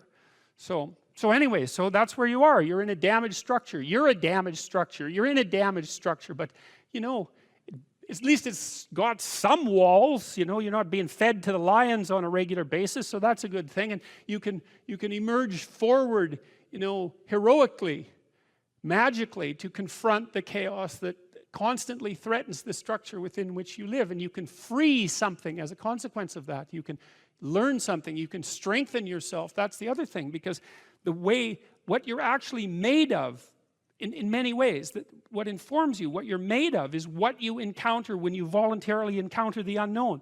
And so the more you voluntarily encounter the unknown, the more you get made of, and the more you get made of, the more there is to you, and then the more you're good at encountering the unknown and restructuring order and calling forth proper order out of the potential of being. And God, you got to think, why wouldn't you do that, since you can do that? And it's an endless mystery. You know, I think part of it is that people, well, it's also encapsulated to some degree in the story of Adam and Eve, because what happens to Adam is when he becomes self-conscious, right? He becomes ashamed of himself and regards himself as a lowly sort of creature. And there's endless reasons why people would do that, because, of course, we're rife with imperfection. And so he hides from God. And I think that's actually the answer to the conundrum, which is that people don't aspire to the highest good because they're deeply ashamed of themselves and their weaknesses and their insufficiencies. And so that's not the only reason. I mean, there's the desire to avoid responsibility, and there's all the negative motivations as well, like resentment and hatred and the desire to make things worse. I don't want to, you know, give us too much of a break, but it's something like that. But it's okay to not be in a very good place if what you're trying to do with that not very good place is make it better. And one of the things I really have learned as a clinical psychologist is that you just cannot believe how powerful incremental progress is. You can do the calculations like, it's like compound interest, you know. If you make your life 0.1% better a week, man, in 2 or 3 years, you're in such a better place than you were that it isn't even like the same domain. And if you keep that up for 10 years or 20 years, you know, especially if you're young and you start early, you start to straighten yourself out and fix the things that you can fix, you can transform your lives in ways that are completely unimaginable. And God only knows what the upper limit of that is in terms of human possibility, because we are amazing creatures, you know, when we really get our act together and stop running at 10% of our capacity, you know. So that's what you do. You've got, you know, the fact that things aren't exactly the way they should be at least gives you something to do, you know, and that's maybe something great to do, because there's no shortage of suffering and trouble that besets the world that you could conceivably ameliorate in some way. And the utility and meaning, the utility of that and the intrinsic meaning of that is self-evident. So it also makes me curious about nihilism, for example, and despair, because I mean, I understand those emotions. I understand them deeply, and the intellectual mindset that goes along with it, but they just seem beside the point to me in some sense, because there are so many things that need doing that all you really have to do is open your eyes and look at them and then decide that you're actually going to do something about them. And you might think, well, what's within my scope of influence is so trivial that it's not worth doing. It's like, it won't stay trivial for long if you do it. Not at all. And I don't think it's trivial to begin with. I don't think that I really don't believe that anything done right is trivial. And my experience in my life has been that anything I actually did paid off. It didn't pay off necessarily in the way that I expected it to pay off. That's a whole different story. But if it was genuine commitment to do something, even if it went sideways and the outcome was really something other than what I expected, the net consequence over time was nothing but good. So every new frontier that can be conquered is an advance forward, and there's no shortage of frontier because we're surrounded by the unknown. We're surrounded by our own ignorance, and we can continually move into that domain, into the domain of chaos, or we can restructure pathological order. And that's the secret to proper being. And so then you encounter chaos that way, you know, and then you can regard yourself as the sort of entity that, despite its insufficiency, has the capability to conquer chaos. Despite the danger of that, that's the other thing, because the fact that you're fragile is actually a precondition for your heroism, because if you weren't fragile, then there'd be nothing heroic about doing something difficult, right? Because if you couldn't be hurt or damaged or defeated or end up in failure, then where's the moral courage in the endeavor? It has to be that the fragility is built into the courage. And so it's not a reason not to engage in it at all. In fact, quite the contrary. And so if you concentrate solely on your career, you can get a long way in your career. And I would say that that's a strategy that a minority of men preferentially do. That's all they do. They work like 70, 80 hours a week.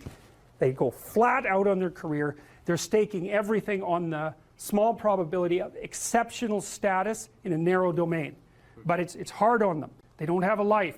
It's very difficult for them to have a family. They don't know how to take any leisure activity. Like, they get very one-dimensional. Now, it may be that unidimensionality is the price you have to pay to be exceptional at one thing, right? Because if you're going to be something like a genius-level mathematician, and you want to do that or a scientist, say, it's like you're in your lab all the time, you're working 70 hours a week or 80 hours a week, you're smart, you're dedicated, you're unidimensional, and that's how you get to beat all the other people who are doing that. It's the only way. But the problem is you don't get a life.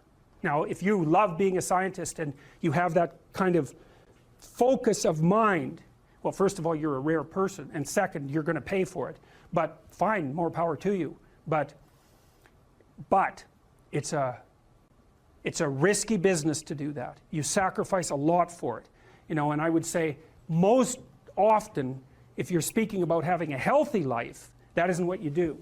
You spread yourself out more. So, you know, you have a family, you have some things that you do outside of work that are meaningful to you and useful. You have a network of friends. Well, those 3 things alone, or 4 things alone, are plenty to keep you well oriented. And then if one of those things collapses, you know, everything doesn't go. Now, the price you pay for that is the more you strive to optimize that balance, the less likely you are to be fantastically successful at any single one of them. But you might have a very, you know, if you consider your life as a whole, that might be a winning strategy. One of the things Carl Jung said, I really liked this. He thought that men went after perfection and women went after wholeness. There's something different at the top of the value hierarchy. So perfection would be stake it all on one thing and look for radical success. Not that all men do that, because they don't, but we're talking about extremes, at least with regards to the men that do that. The wholeness idea is more like, well, it's like I want one thing in my life to be 150%, or I want 5 things in my life to be 80%. Well, there's a lot more richness in a life where you have 5 things operating at 80%, but you're not operating at any of them at 150%. So, and I really believe this because I've watched men and women go through their careers now for a long period of time, and one of the things that, there's lots of things that produce this. But one of the things that I've noticed is that mostly women in their 30s bail out of unidimensional careers. They won't do them. They won't put in the 80 hours a week that they would have to put in order to dominate that particular area. And it isn't, the reason that they won't do it is because they decide it's not worth it. And no wonder, because why would that be worth it? You have to ask yourself that. It's like, well, you want to be an outstanding scientist. It's like, okay, really, that's what you want, because that means that's what you do. Because you're competing with other people, you know, they're smart, they're hardworking, and if you want to be at the top, you have to be smarter and work harder than any of them. And working hard means working long hours. I mean, it also means working diligently, but in the final analysis, it's also an additive issue. If I'm smart and hardworking and I can crank out for 70 hours a week, and you do it for 30, it's like, in 2 years, I'm so far ahead of you, you will never, ever catch up. So, anyways. And I think partly, maybe part of the reason too that women are oriented that way more than men, I think there's two reasons. One is socioeconomic status does not make women more attractive on the mating market, but it does make men more attractive. And the second is women's time frame is compressed, right? Because guys can always say, well, I'll have kids later, and they can say that till they're like 80. Whereas women, it's like, no way, man, you got to get it together by the time you're, let's say 40, but really probably by 35, but definitely by 40, because otherwise it ain't happening. And that's bloody dreadful. One of the common routes to extreme unhappiness is to want children and not have them. I wouldn't recommend that. You know, you see couples who are in their 30s. 1 couple in 3 over the age of 30 has fertility problems. That's defined as inability to conceive after 1 year of trying. 1 in 3. So it's worth thinking about, because people are very, very unhappy if they want to have kids and then they can't. Man, you're in the medical mill for 10 years if that's what happens to you. We've got a hypothesis that we're still working out that's supported to some degree by the relevant literature. So imagine that you're looking for a stable partner, right? So you might think, well, what do you want in a stable partner?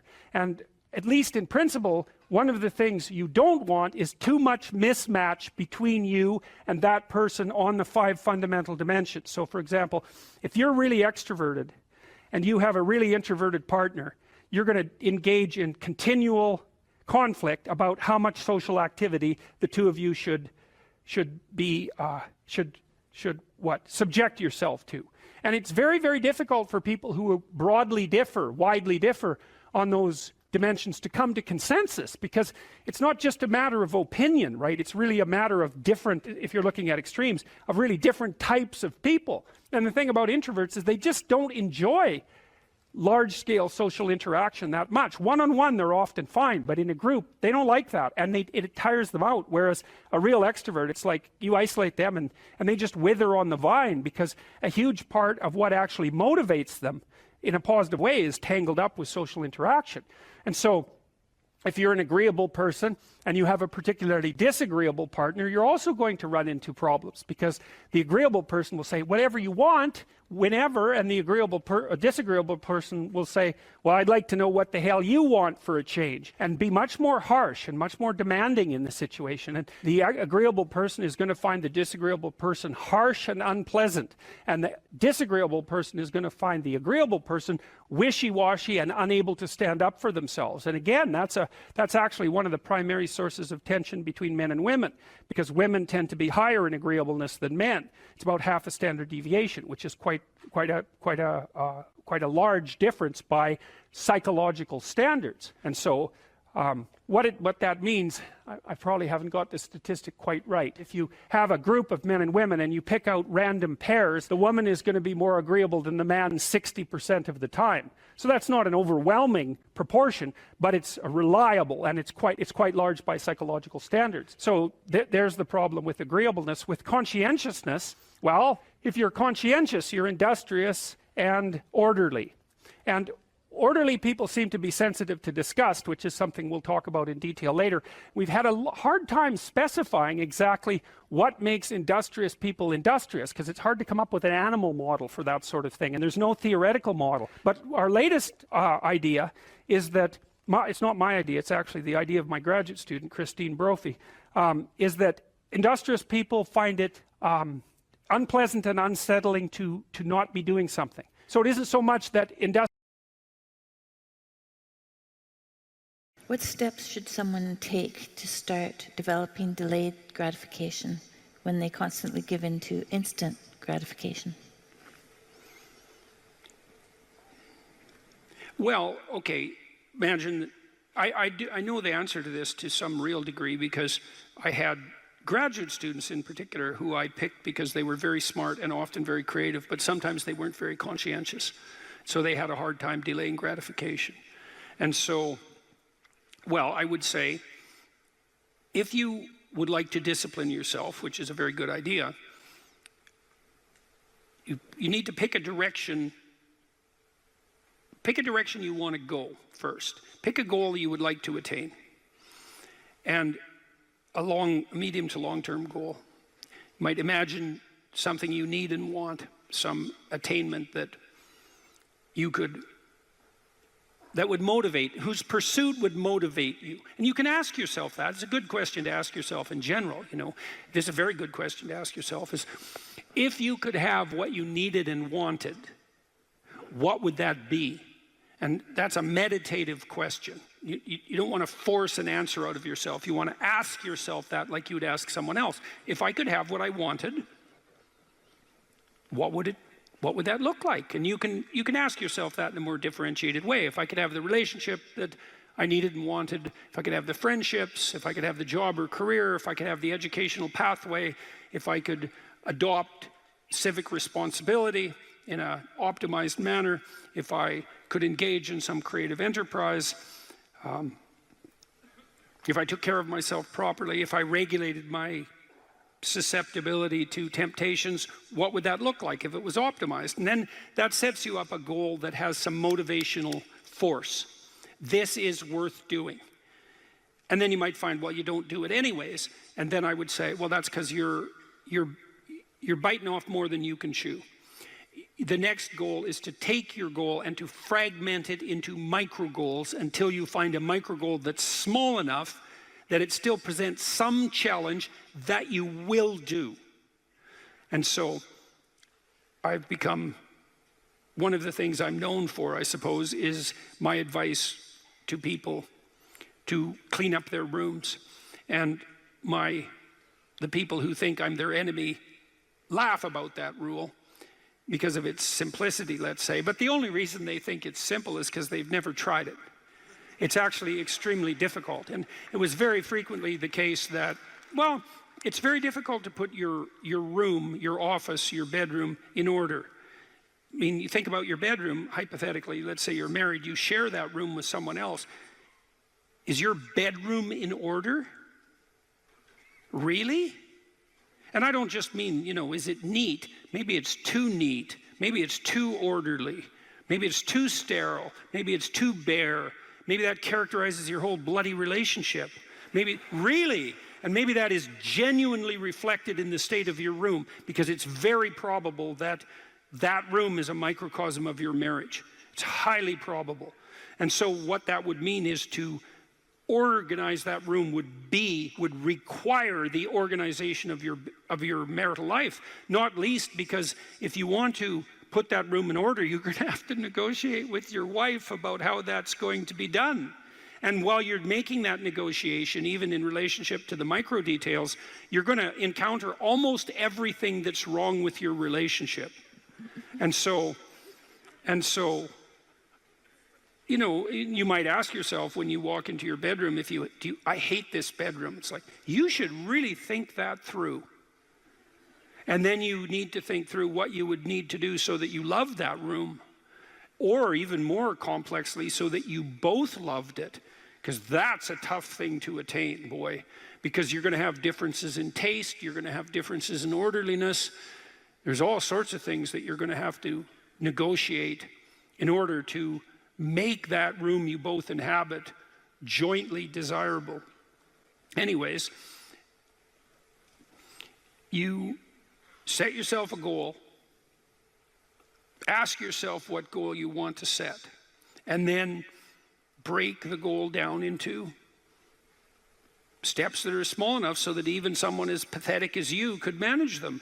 And that requires a tremendous humility. I know it was frequently the case, for example, with my clients, that I would do an analysis of their situation in life, and let's say, just for the sake of argument, that someone was 30, living at home, in the bedroom they grew up in high school, in a complete bloody state of disorder, both moral and practical. And one of the relatively simple steps that we might agree upon with regards to moving forward is the person might think, well, you know, I'm 30, I'm really immature, I haven't taken any responsibility for my life, my mother still makes my bed and cleans up after me. It's like, well, why don't you just start with that? You know, because you're not going to just fix your life. Why don't you just try to clean up your room like you're a mature 14-year-old instead of a dreadfully dismal 30-year-old.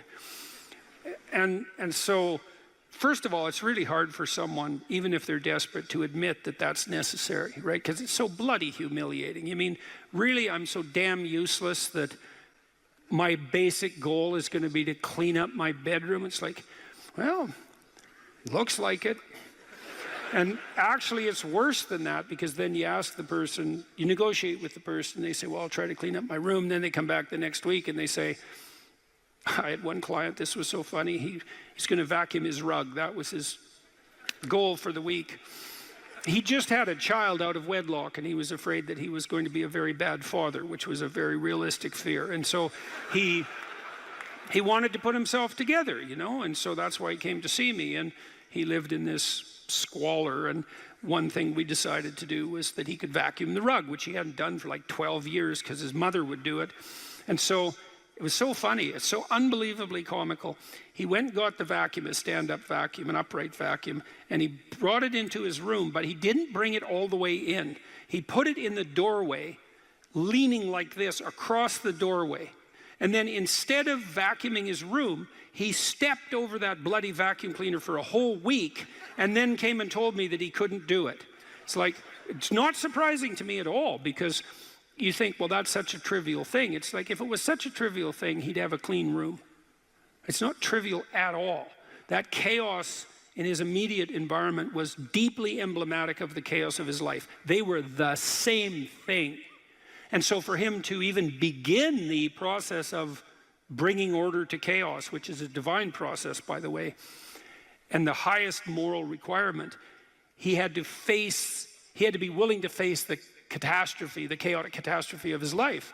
And he hadn't done that for like 30 years. Why was he going to start that week? Just because he said he was going to? It's like, good luck.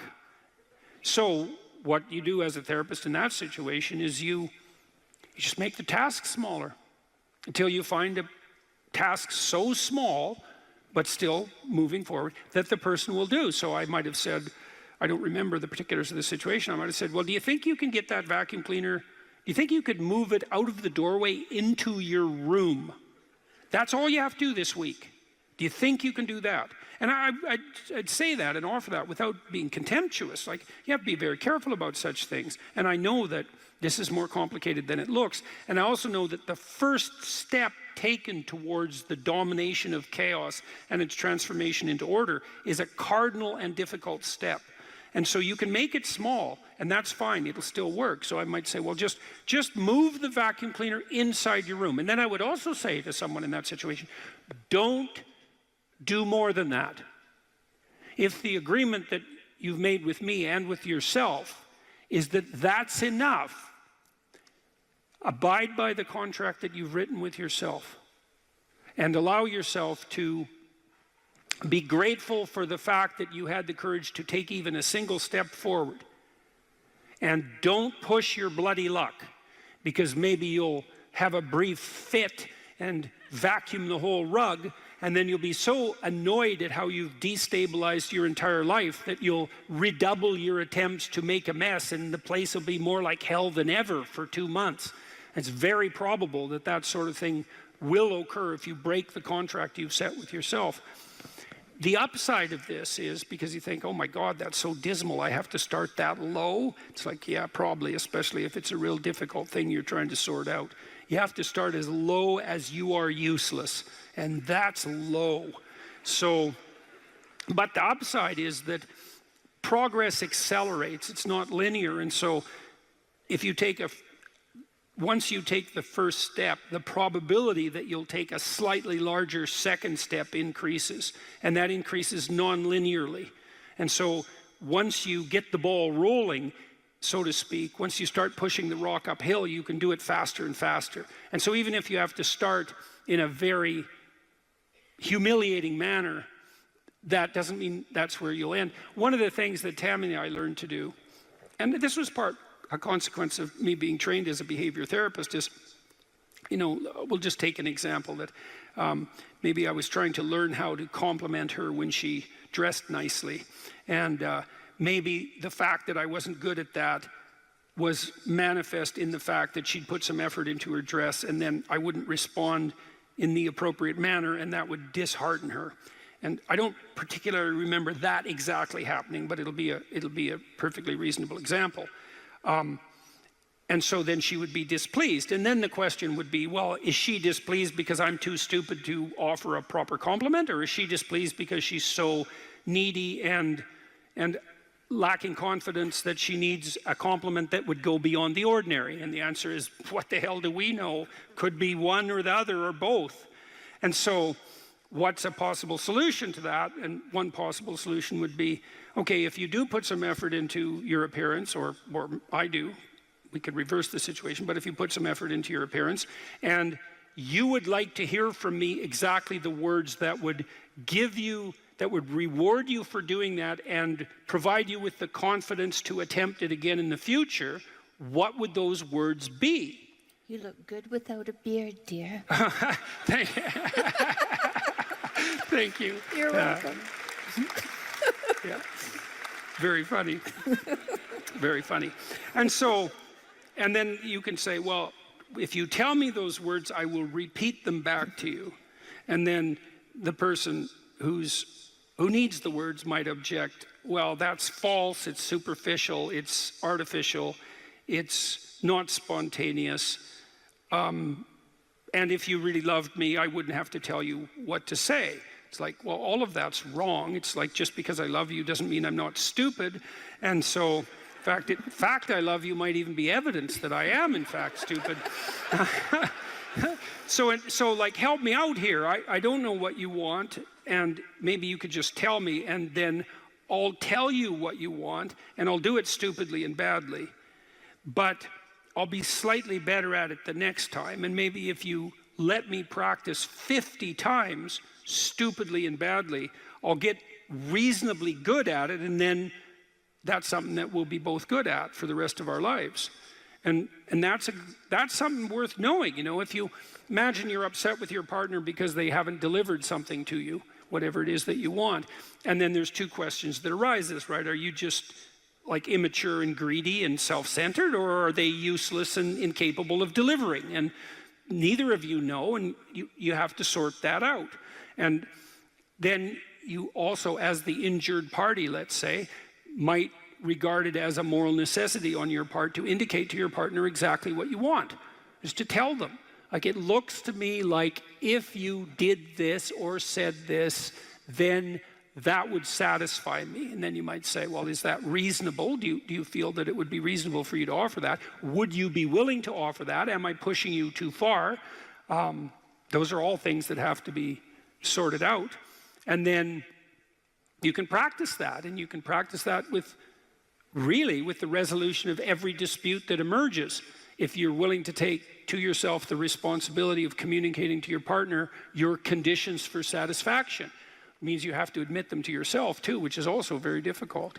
And then you can help your partner take stupid incremental steps forward, in the direction that you'd like to see expand, and then you can get better at that. And that's unbelievably useful. You can get better at how you have dinner together, or breakfast or lunch. Those things repeat every day, so they're very important. You can get better at how you greet each other when you come home. You can get better at the routine that you fall into, let's say, when you go to bed at night or when you wake up in the morning. All these things that repeat, because that's your life, the things that repeat. You can conceptualize how you might like them to be ordered if they were undertaken in an optimal manner, and you can start incrementally moving forward to that. And you can do that by communicating what you need and want, and by carefully rewarding your partner for taking the appropriate incremental steps forward. And so if you're trying to discipline yourself, you make a goal, you break it down into micro goals, and you implement the micro goals and reward yourself for doing so. And if you do that reliably and you make that a practice, that you'll become more disciplined across time, and you'll move towards the fulfillment of your goals. And that's practically how that's the practical guide for success on that front. Yeah, well, we're not animals in a zoo. Like we're not camels in a zoo. We're not herbivores, you know. And just because we have enough straw doesn't mean we're going to lose our unbelievable capacity for destructive creation.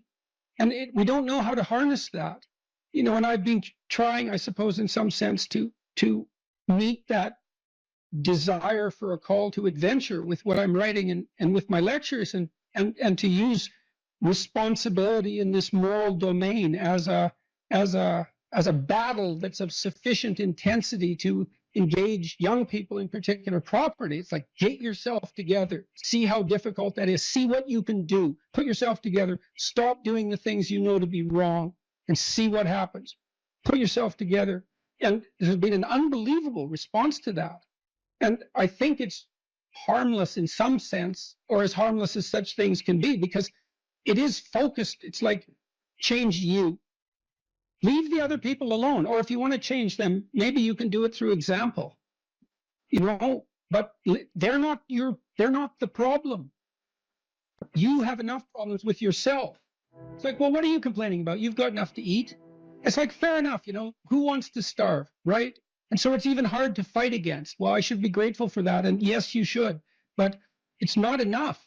And you think about where we came from, our ancestors, what they struggled against, and from the time we were, you know, from our animal forebears all the way up to where we are now. Whatever we're made for, it's not Twinkies and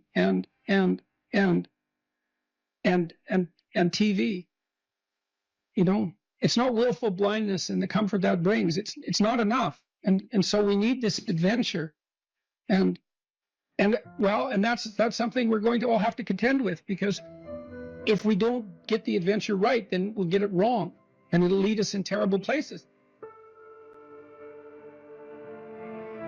One of the things I've said that people have repeated many times, and that it's in memes, and you can buy it on, you know, merchandise items and that sort of thing.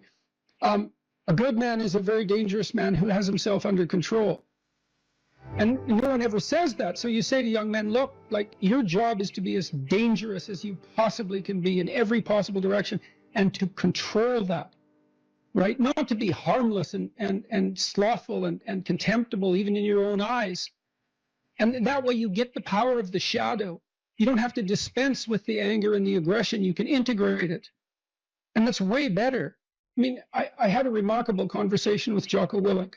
I felt that it was remarkable. It was very engrossing. And Willink, he's unlike me in many ways. I mean, he's a physical specimen of sort of unparalleled proportions to begin with. He's about 2 feet thick, you know, and he's this military guy, highly disciplined, and also extraordinarily morally integrated.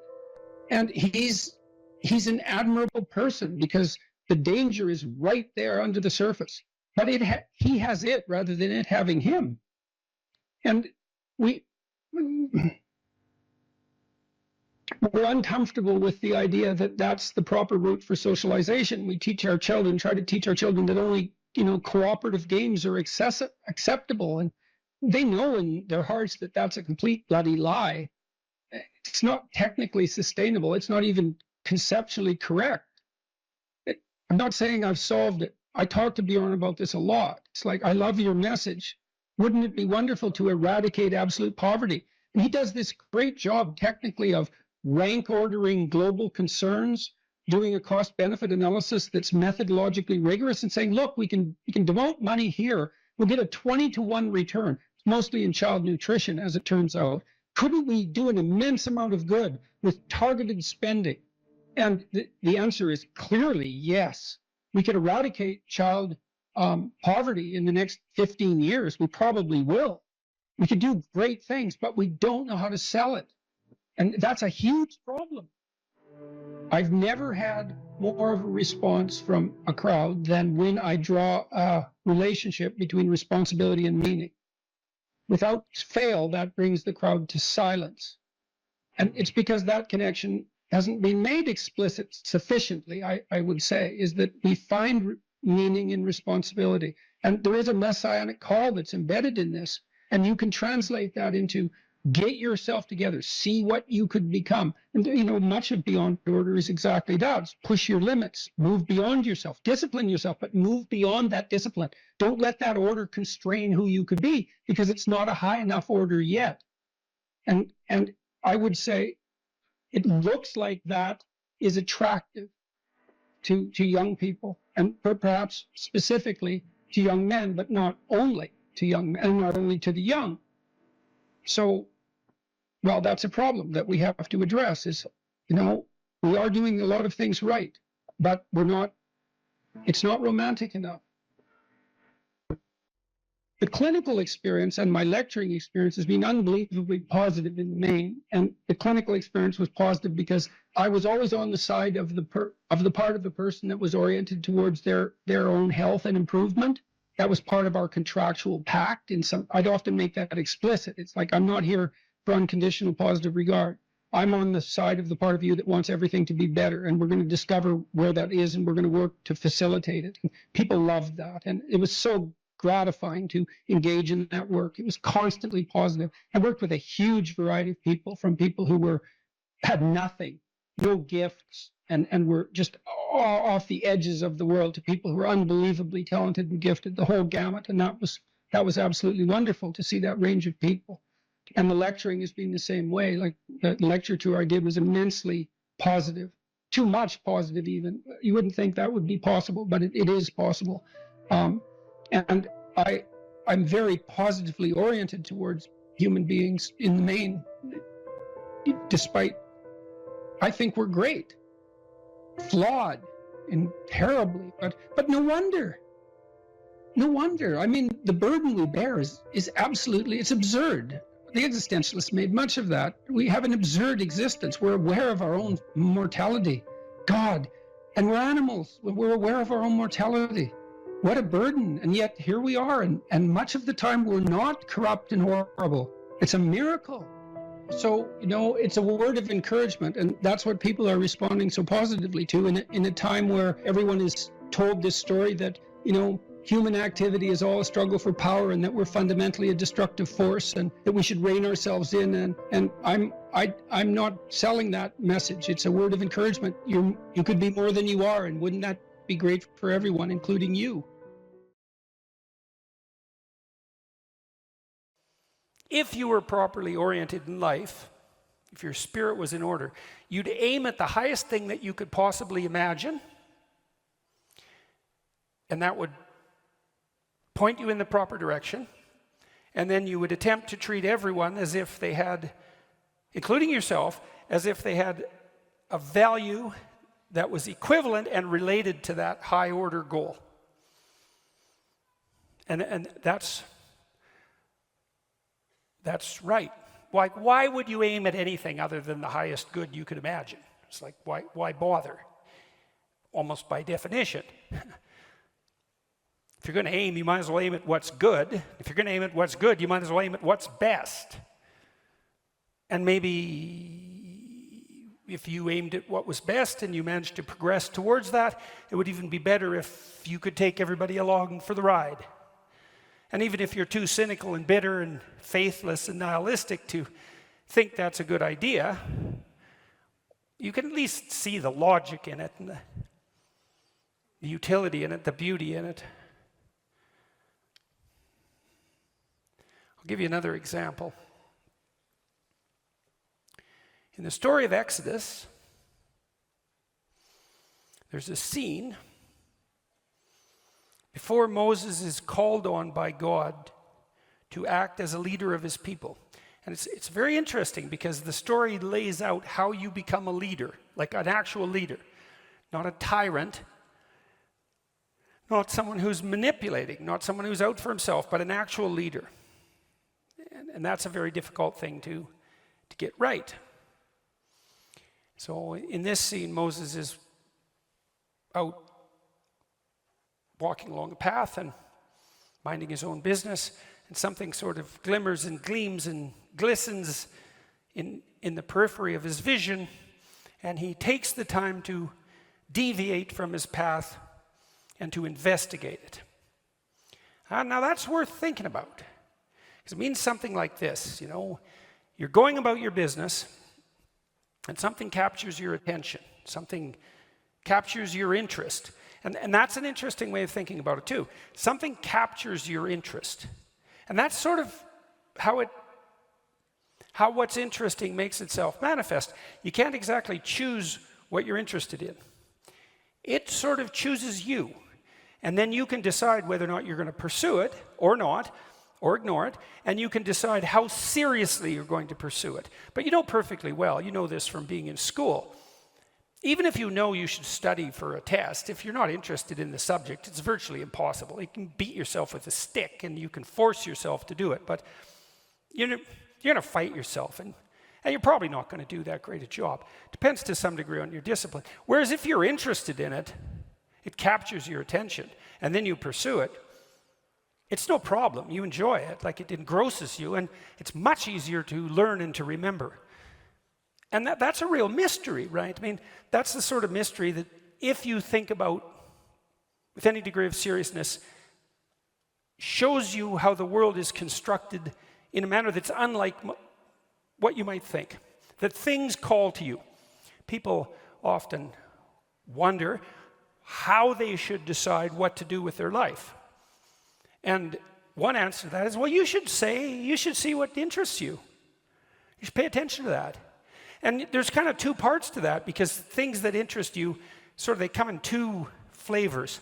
One is positive. You're interested and engrossed. There's something you love, some opportunity that beckons, some doors that open, and you can see them, and you're eager and enthusiastic to move in that direction. And you find yourself compelled and motivated and enjoying what you're doing. And then there's problems that interest you, and that's more negative. You'll have something that's bothering you, obsessing you, that you can't get rid of, some problem that is paramount. It might be personal, it might be conceptual, it might be political. It's the axe you're inclined to grind. And it's kind of arbitrary too, because there's a million things in the world you could be worried about that could bother you, that could make themselves manifest as problems, but there's a small subset that are apparently your problem. And people will ask you, your wife will ask you, what's your problem? And that's a good question. What is your problem? And you might think, well, I don't want to have any problems. It's like, well, good luck with that, first of all. And second, it's not so obvious that you'd rather not have any problems, because, well, then what would you do? And that's an interesting way to think about your problems, is that if they're your problems, maybe what you have to do is solve them. And you might think, well, I don't know how. It's like, if you knew how, it wouldn't be a problem. Right, so you have to sort yourself out to solve the problem. You'd have to learn way more than you know to solve the problem. You'd have to become way more than you are to be the person who could address that problem. But then you could see if addressing the problem calls you to be the person that you could be, well, then the problem is an opportunity too.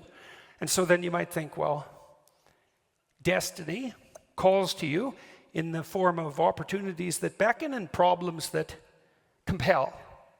And you could take those problems on as your obligation and responsibility, and you could pursue your interests with some degree of seriousness, and who the hell knows where you'd end up. Well, the Exodus story tells you. Moses goes off the path to pay attention to this phenomenon that captures his interest. Phenomenon, the word is from a Greek word, phanesthai, which means to shine forth. And things do that in the world all the time. They capture your attention. That's what happens when you fall in love. Something shines forth. You don't choose that. It happens to you, weirdly enough. What happens to you? Well, who knows? And who knows what's behind it? It's not random. That doesn't mean it's comprehensible. So Moses goes and checks out this phenomenon, and he approaches it, and as he gets closer, he can see that it's a living form. It's a bush. It's a tree. It's on fire, and that's a strange paradox, right? Because obviously, a tree that's on fire would burn into ashes, and trees don't just stand there and burn. Although actually they do, because living things are on fire. They oxidize and they transform, and everything living is like that. So everything living is a combination of being and becoming, and that's particularly obvious in the case of living things, but it's true for everything, because nothing is static in its form. It is what it is, and it is what it's going to be at the same time. And the burning bush is being and transformation at the same time. And fire is something that's intrinsically attractive to human beings. Like, we're definitely the descendants of the first ape who couldn't keep his bloody hands off fire and then mastered it. And you know, you can sit around a campfire and look at it forever. It's one of those things that grips your interest intrinsically. You never get bored by it. It's just endlessly fascinating. It's partly because it transforms constantly, like music, you know. Music and fire share that in common, and not accidentally. And so a burning bush, it's a compelling, it's paradoxical too. It's static, because it still has this tree-like form, and that tree-like form is sort of emblematic of life, and it's burning. And so Moses is very focused on this, and he approaches it more and more closely, and a voice appears, speaks out of the bush and says, "Stop, you're beginning to tread on holy ground." Well, when Tammy talked, she said, well, in essence, she said, what would happen if you listened seriously? And the answer is, well, the more seriously you listened, the more the person you're listening to would reveal themselves, and they'd reveal themselves more and more deeply. And that would be true whether you're listening to your wife or your husband or your friend or whoever you're listening to, because people will tell you everything, including all sorts of things you don't want to know, if you listen. And so you might come to understand that if people aren't telling you, then you're not listening. And if the people around you aren't that interesting, it's because you're not listening. If you were listening, they'd be so interesting you wouldn't even want to be anywhere near them. The people are no shortage of interesting, because people are crazy and strange and demented and peculiar, and they're full of twists and tangles and snakes. And if they tell you what they're really up to, man, it's interesting.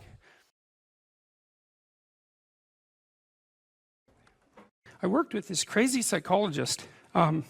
He used to put jokes on his multiple choice tests. He was a really eccentric guy, but I really liked his courses. He taught a course on creativity, and he was also a prison psychologist, and he was an eccentric guy, and he, for some reason, liked me, and maybe because I was eccentric too, and he invited me to go out to the Edmonton maximum security prison with him a couple of times, which I did, and that was a very interesting experience, because I was trying to figure out what role each individual's behavior bore to the pathology of the group. It was something like that. And I went out there, and I met a little guy, smaller than me. I was a little bigger by then. And he was a pretty innocuous guy. And what had happened was I was out in this gymnasium. It looks like a high school, a prison, which is really quite telling in my estimation. And there were all these like monsters in there, weightlifting, and like they were monsters. I remember one guy was tattooed everywhere, and he had like a huge scar running down the middle of his chest. It looked like someone had hit him with an axe, and you know. And I was in there, and I had this weird cape that I used to wear that I bought in Portugal, and some boots that went along with it. And yeah, it was like an 1890s Sherlock Holmes cape, and it was really like it was from the 1890s, because this little village was up on a hill. It was a walled city on a hill, and they sold these things, and I don't think they'd changed the style since 1890, and so I thought they were really cool, and so I was wearing that, which wasn't perhaps the most conservative garb to don if you're going to go to a maximum security prison. So anyways, I was in the gymnasium, and the psychologist left, and God only knows. I mean, that's what he was like. And all these guys came around me, you know, and they were offering to trade their prison clothes for my cape, and it was it was like I was being made an offer I couldn't refuse, you know, and so I didn't really know what to do. And then this little guy said something like that the psychologist sent me to come and take you away, or something like that. And so I thought, well, better this little guy than all these monsters. So we went outside the gym through some doors, like school doors. We went outside the gym into the exercise yard, I guess, and we were wandering along, and he was talking to me, and he seemed like a kind of an innocuous guy. And then the psychologist showed up at the door and motioned us back, and so, which was kind of a relief. And so I went into his office, and he said, you know that guy that you walked out in the yard with? And I said, yeah. He said, he took 2 cops one night, and he had them kneel down, and while they were begging for their lives, he shot them both in the back of the head. And I thought, see, the thing that was so interesting was that he was so innocuous, right? Because what you'd hope is that someone like that would be very much unlike you, let's say, and certainly wouldn't be like someone innocuous that you'd met. What you'd want is that the guy would be like, you know, half werewolf and half vampire. So you could just tell right away that he was a cold-blooded killer. But no, he was this sort of ineffectual little guy who was certainly not ineffectual if you gave him a revolver and the upper hand. And so that made me think a lot about the relationship between being innocuous and being dangerous. And then another thing happened. I met another guy out there, and then a week or 2 later I heard that he and a friend of his had held another guy down and pulverized his left leg with a lead pipe, like just pulverized it. And the reason for that was that they thought that he was a snitch, and maybe he was.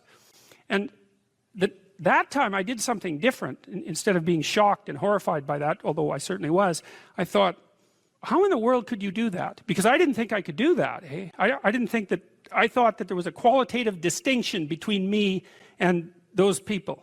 And so I spent about 2 weeks trying to see if I could figure out under what conditions I could do that. Like what kind of psychological transformation I would have to undergo to be able to do that. And so that was a meditative exercise, let's say. And it only took about 10 days for me to realize that not only could I do that, that it would be a hell of a lot easier than I thought it would be. And that's sort of where that wall between me and what Jung described as the shadow started to fall apart. And that also was very useful because I started to treat myself as a somewhat different entity, because I hadn't been aware up to that point, you know, because I thought I was a good guy. And there's no reason for me to think that, because you're not a good guy unless you've really made a bloody effort to be a good guy. You're just not. It's not easy. And so you're probably a moderately bad guy.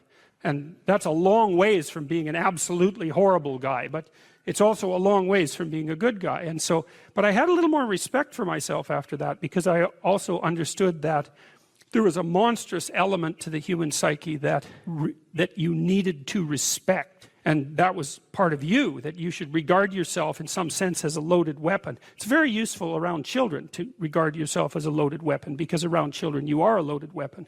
And the terrible experiences that many children have with their parents are testament to that. There's so little emphasis in our popular culture, especially with regards to the so-called mainstream media, on discipline and responsibility, that there's a tremendous hunger for anything that pertains to that.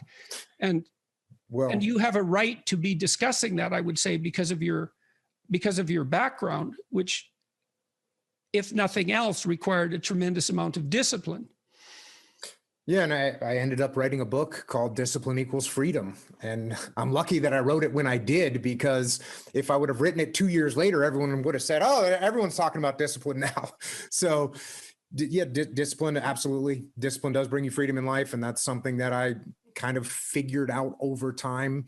So what do you mean by that? Like, how did you figure that out? And what do you mean by that? Because they're often, and you know, the classic sort of, what would you call it? Romantic rebel is someone who is free from excessive order, let's say.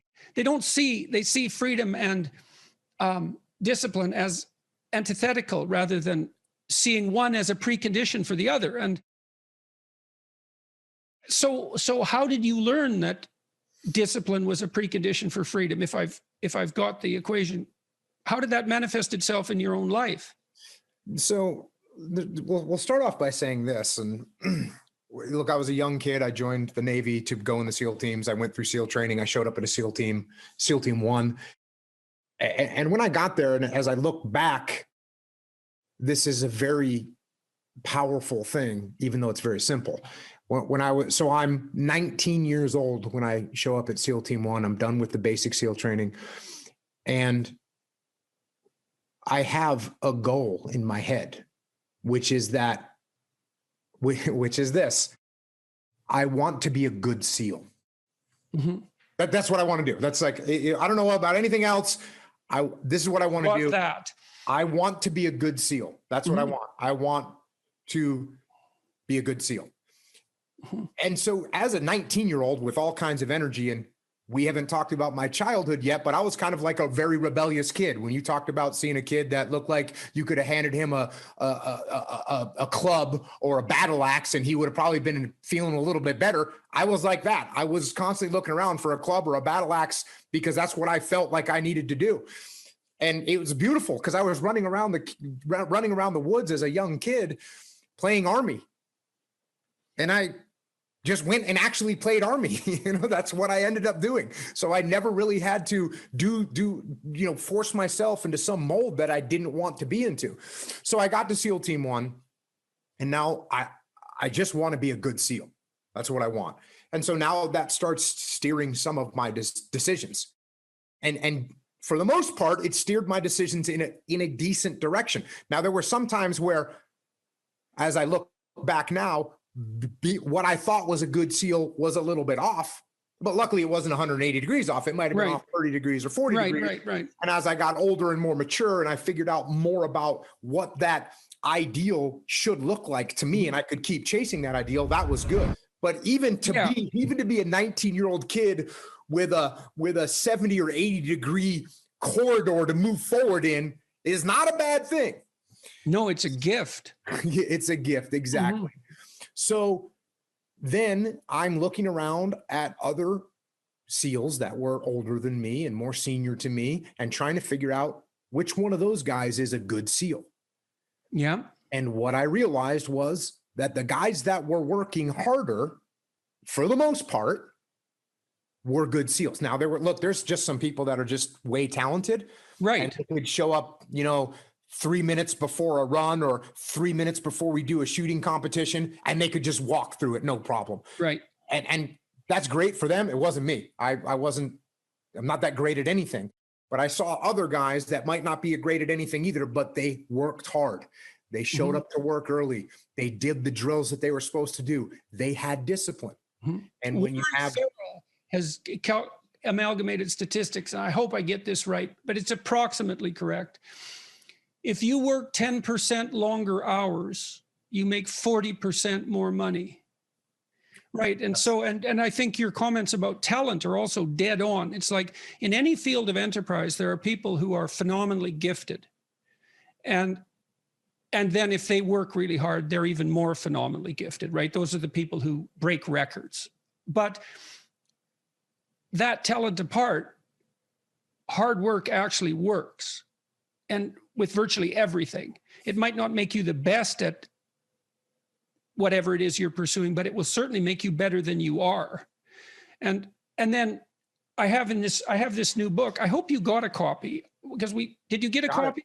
Okay. So I'm bringing it up for a particular reason. I have a chapter in this book called, there's two that are relevant. Imagine who you could be and then aim single-mindedly at that. That's one. And then the course, or what would you call it? A complementary chapter is work as hard as you possibly can on one thing and see what happens. And that's also predicated on this idea that discipline is a precondition to freedom. So you were fortunate, like you had this goal, right? So that meant you had a goal, which is a really big deal because you could learn about goals. You had a sense of a higher mode of moral being, that I would rather be a good SEAL than the person I am now. Well, it's a code of behavior and a way of perceiving. So there's an ethic in that. And then you said as well, you know, your conception of what good SEAL meant changed as you matured. But that's also fine. It wouldn't have changed unless you would have pursued that initial only partially accurate goal. And so that's also a really good thing for people to understand, is like, if you don't know what you're doing, aim at something. Is it the right thing? No, but it's better than just shooting randomly. So you aim at something, and then as you aim and you move towards it, you're going to find out why you're wrong. And then you might recalibrate your aim. And that's going to happen over and over, because as you move towards a goal, it recedes or it broadens, or it recedes and broadens, and otherwise you'd run out of things to do. So I was talking to a client the other day. It was so interesting. This person said something. He had been talking to his mother, and he just made a casual comment. He said he was talking to his mother, who was in a state of grief for good reasons that were independent of this particular person, who said, and I hate her. And I thought, oh, that's interesting. Like, where did that come from? And so I made a comment on that. That's a Freudian slip, right? Because there was the conversation was flowing, and then this little emotion tagged utterance came forward. And whenever an emotion tagged utterance of that sort comes forward, you know it's associated with a whole rat's nest of underlying pain and anxiety and what would you call it, disappointment and frustration that hasn't been properly rectified. So it's like a marker. And you know this when you're talking to people. They say something and you think, oh, you know, like, wow, too much information. That's one way of thinking about it. It's like, just what are you up to? And then if you have any sense, you just forget that even happened and you continue. But that's like the snout of a dragon peeking out from a cave. And you might say, well, it's just a snout, man. But it's not, because dragon snouts tend to be attached to the whole damn dragon. And so this is also something to know about relationships, because when you're in a relationship with someone, they'll do that now and then. They'll, you know, utter something and you think, haha, it's like, there's a bump in the road. Well, we're going to look underneath that at our peril. But if you do go down there and you look at it, then the whole thing comes, you can start to disentangle the web of memories and experiences that are all tangled together as a consequence of their emotional identity. Because I could say, well, everything that makes you anxious or everything that makes you upset is the same as every other thing that's ever made you upset. And then there's an even different subset of that, which is all those things that have made you upset that you've never dealt with. They're all laying down there at the bottom of your nasty little soul, waiting to pop themselves up in some random utterance, right? And so then you go in there at your peril, because if you're the person who pokes around in that, then you're going to get blasted with all of that stuff. It's going to come out like almost uncontrollably. Then you can sort it out. And so what you find is, if you ask a person a question like that and then you let them free associate, which is just talk about it, they'll do a wandering around, like that maze that I told you about. They'll do a wandering around of that entire territory.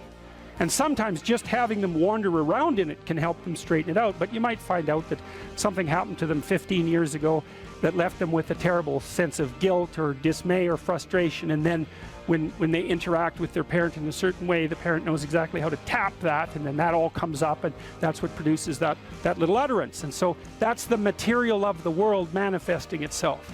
That's what matters manifesting itself. And it almost always manifests itself as an object, something that objects. We're having a conversation. It's going quite well, no problem. There's a bump in it. There's an emotional disjunct, right? Now we're no longer in the same place at the same time. We're no longer playing the same game. So then I might say, okay, well, let's open that up and see what's behind it. Well, and the question is, what's behind the game you're playing? And the answer to that is all the world that you're ignoring, always. So when imagine that, think about it this way. You're trying to do well in a class and you get a bad grade.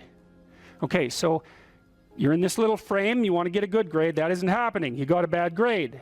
Okay, what is it that's manifesting itself as the bad grade? Well, you could say, well, it's a C- on a piece of paper. It's like, well, that's, really? No.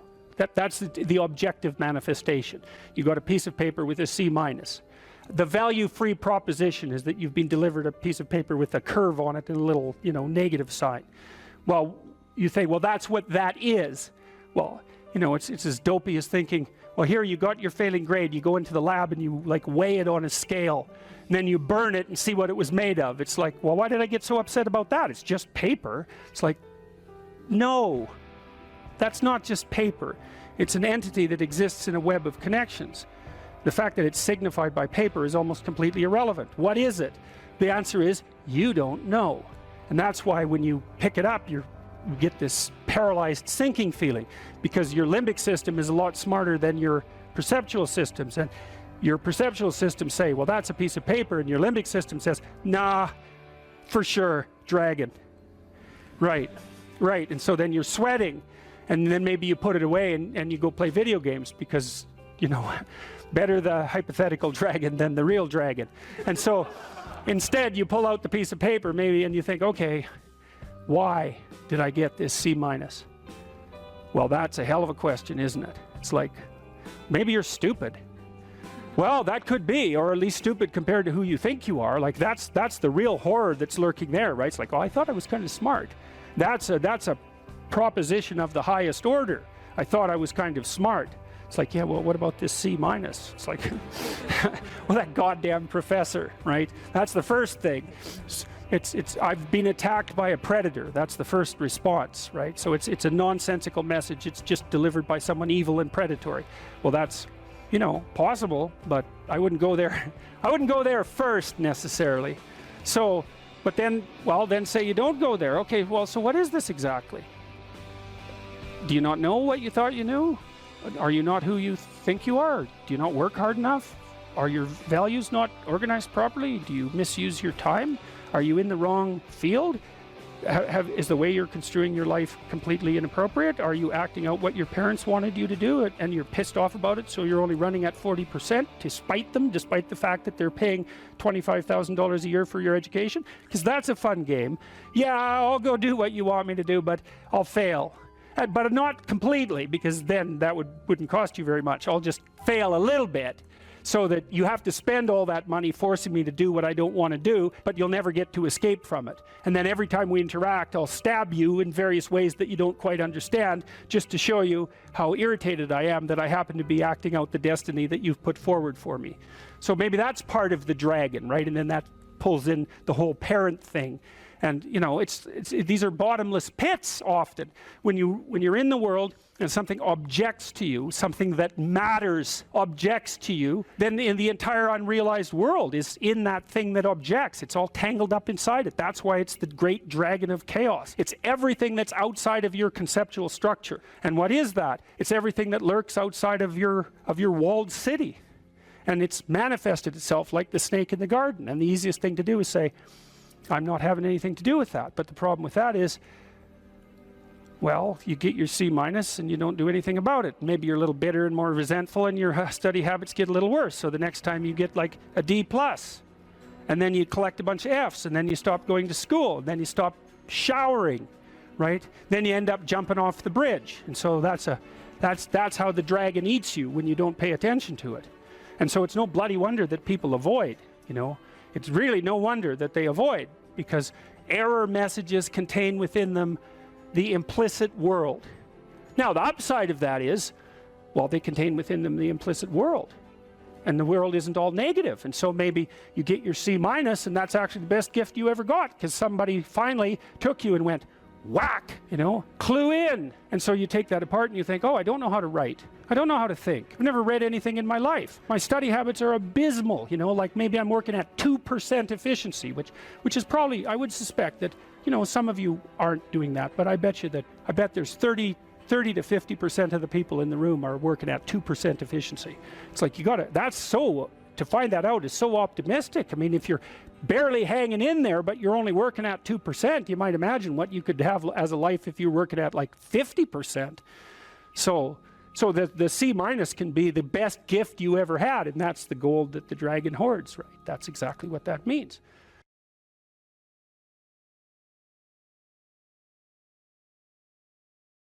So imagine you have a goal in mind.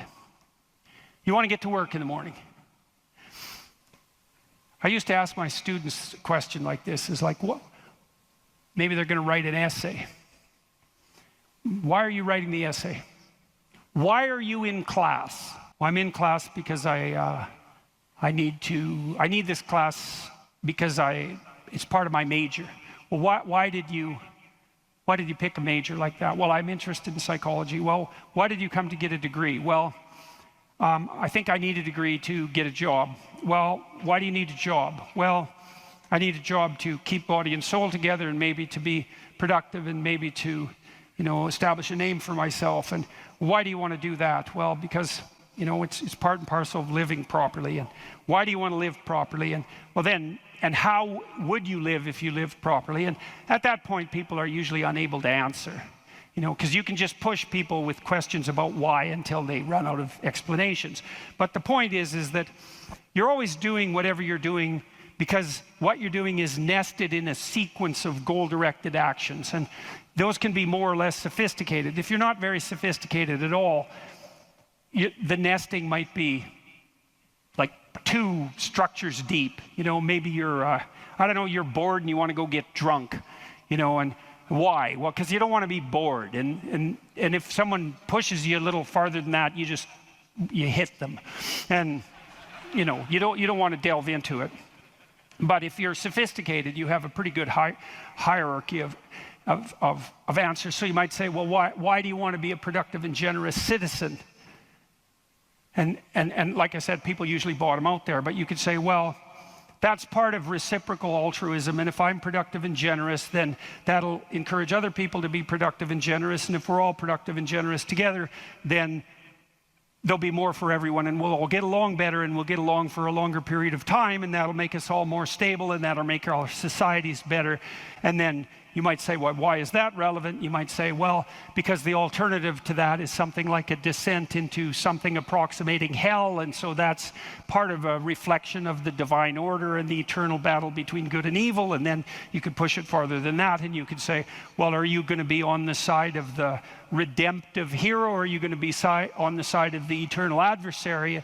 Like, you can keep digging down farther and farther, and the farther down you dig, the more you get down into what you might describe as the implicit religious substrate. And it's very much useful to know that and to make as much of that conscious as possible. So now imagine that you've come to this talk tonight because you've decided to aim up. And maybe you haven't formulated that precisely explicitly, but something is driving you in this direction.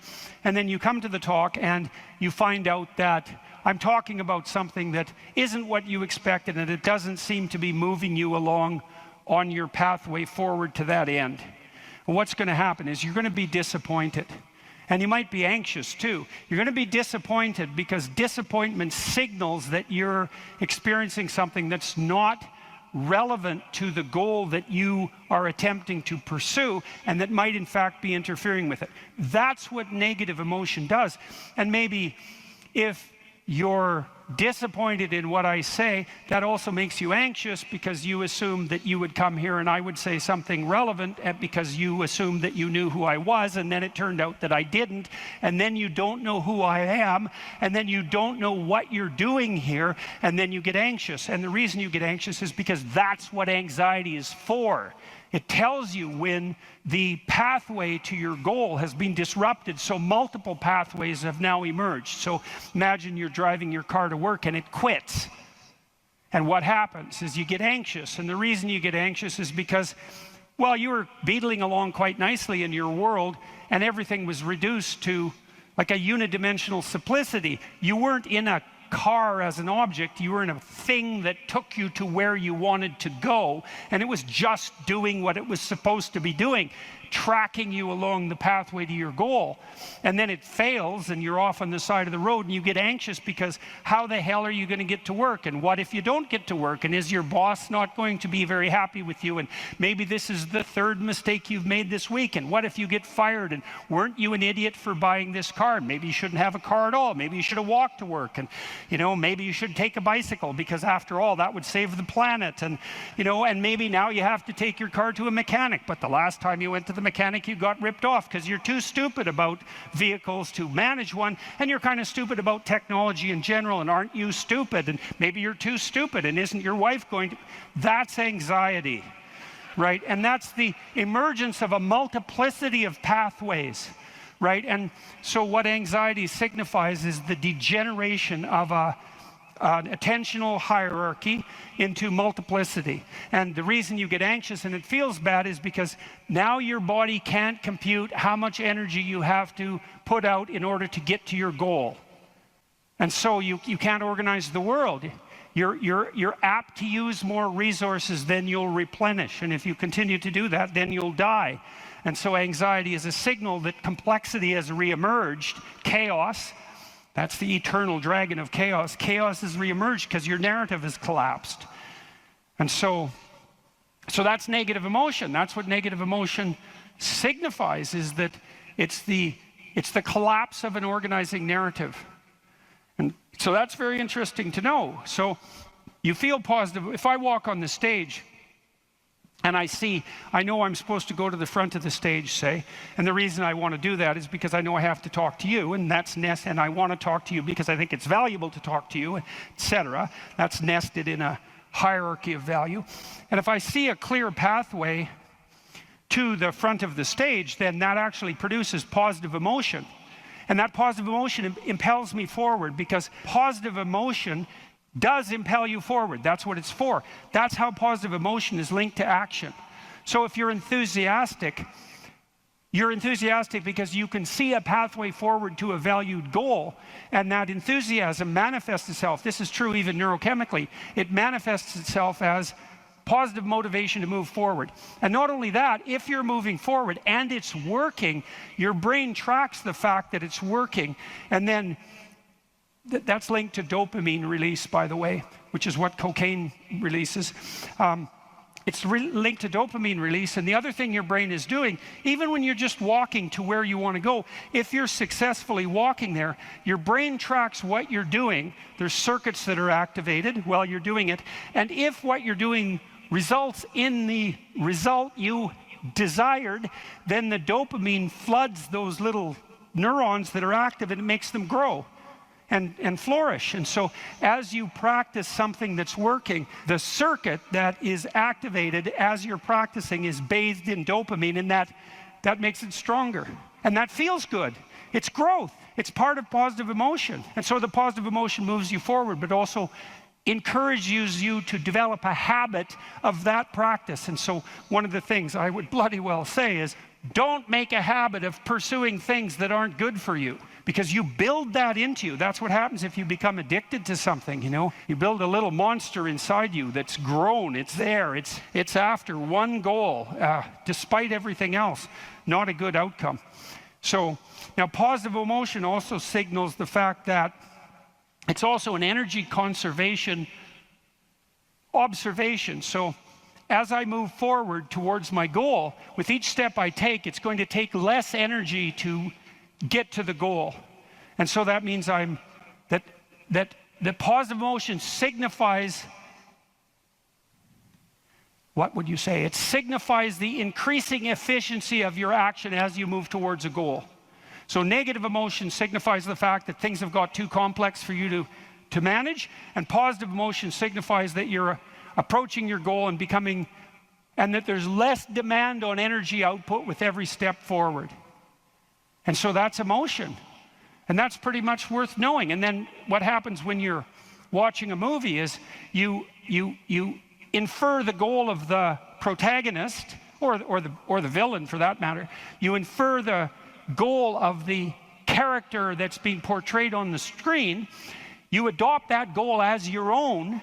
Then you play out the emotions in your own body, which mimics the structure what would you call the character that's being portrayed on the screen, and you live that all out inside you. And that's also how you understand other people, right? You don't listen to someone and then figure out what they're saying and then infer what they're thinking. That isn't how it works. What you do is you listen to someone till you figure out what they're up to. As soon as you figure out what they're up to, you can adopt that frame of reference. As soon as you adopt that frame of reference, you have the same emotions. And that's what makes you united. And so that's so interesting. And so then you think, look, there's 5,000 people in here. If there were 5,000 chimpanzees, you guys would be tearing each other into shreds, because no one would be able to know what anyone else was up to. But because all of you are here paying attention to the same thing in the same way, you have virtually identical emotional states, and that means instantly your behavior is rendered predictable to one another. And there's no difference between that and peace. They're the same thing. And so what that means is that one of the predicates of a civil, productive, and peaceful society is that everyone inhabits the same narrative. And you might say, well, we don't need the same narrative. It's like, yes, we do, because if we inhabit a different narrative, then we're running emotionally in different directions, and we will not understand each other, and we will run into conflict, and that conflict can become deadly at the drop of a hat. And so it's a precondition for a civil society that everyone is united in the same narrative. And then that begs the question, right? What is the narrative insofar as we're unified? And another question, which is, what should the narrative be?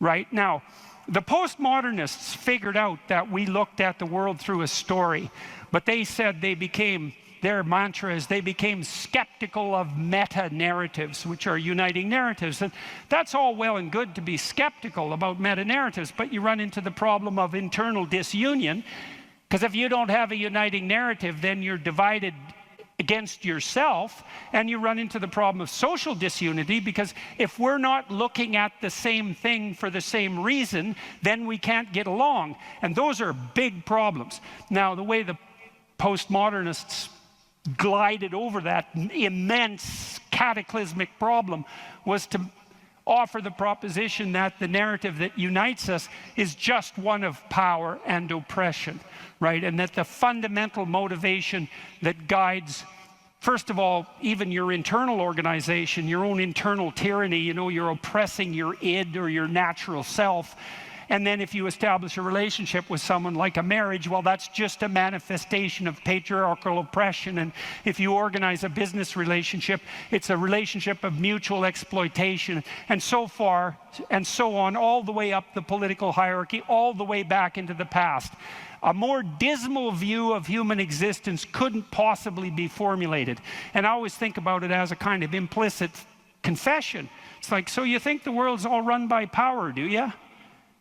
Okay, I know what game you're playing and attempting to justify, and it's completely bloody preposterous, because first of all, if you tyrannize yourself, you're going to be one miserable creature. Plus, you're going to rebel constantly, as you already know. I'm sure all of you have tried at one time or another in your life to force yourself to do something with a whip, so to speak, and what you instantly find is that you're so condemned to be free that you'll even resist your own tyranny, right? Try telling yourself to do something and see if you do it.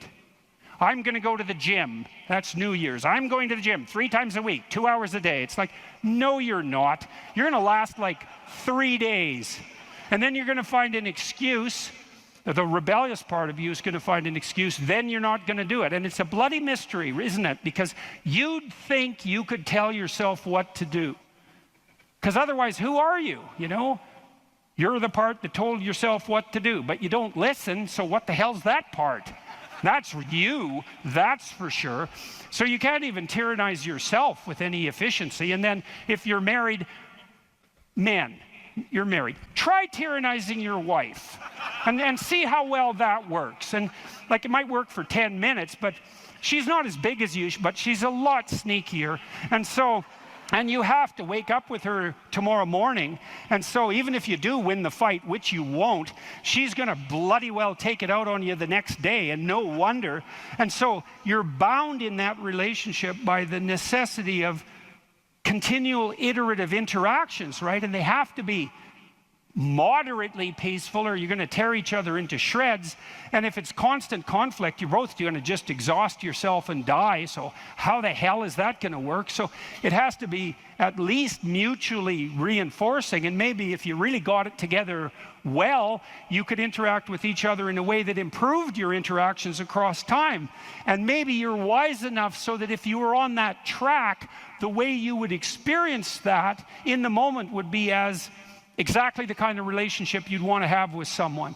And that would be something like the spirit of play and romantic love. And that would be the manifestation of an instinct that orients you across time properly in a relationship in the moment. And that's such a wonderful thing to know, right? That instinct for play and romantic love might be the voice of the wisest instinct you have, the deepest orientation to meaning that you have. You know, because there's nothing more delightful in a marriage or in a family, if you have children, than to be able to engage in something like voluntary play.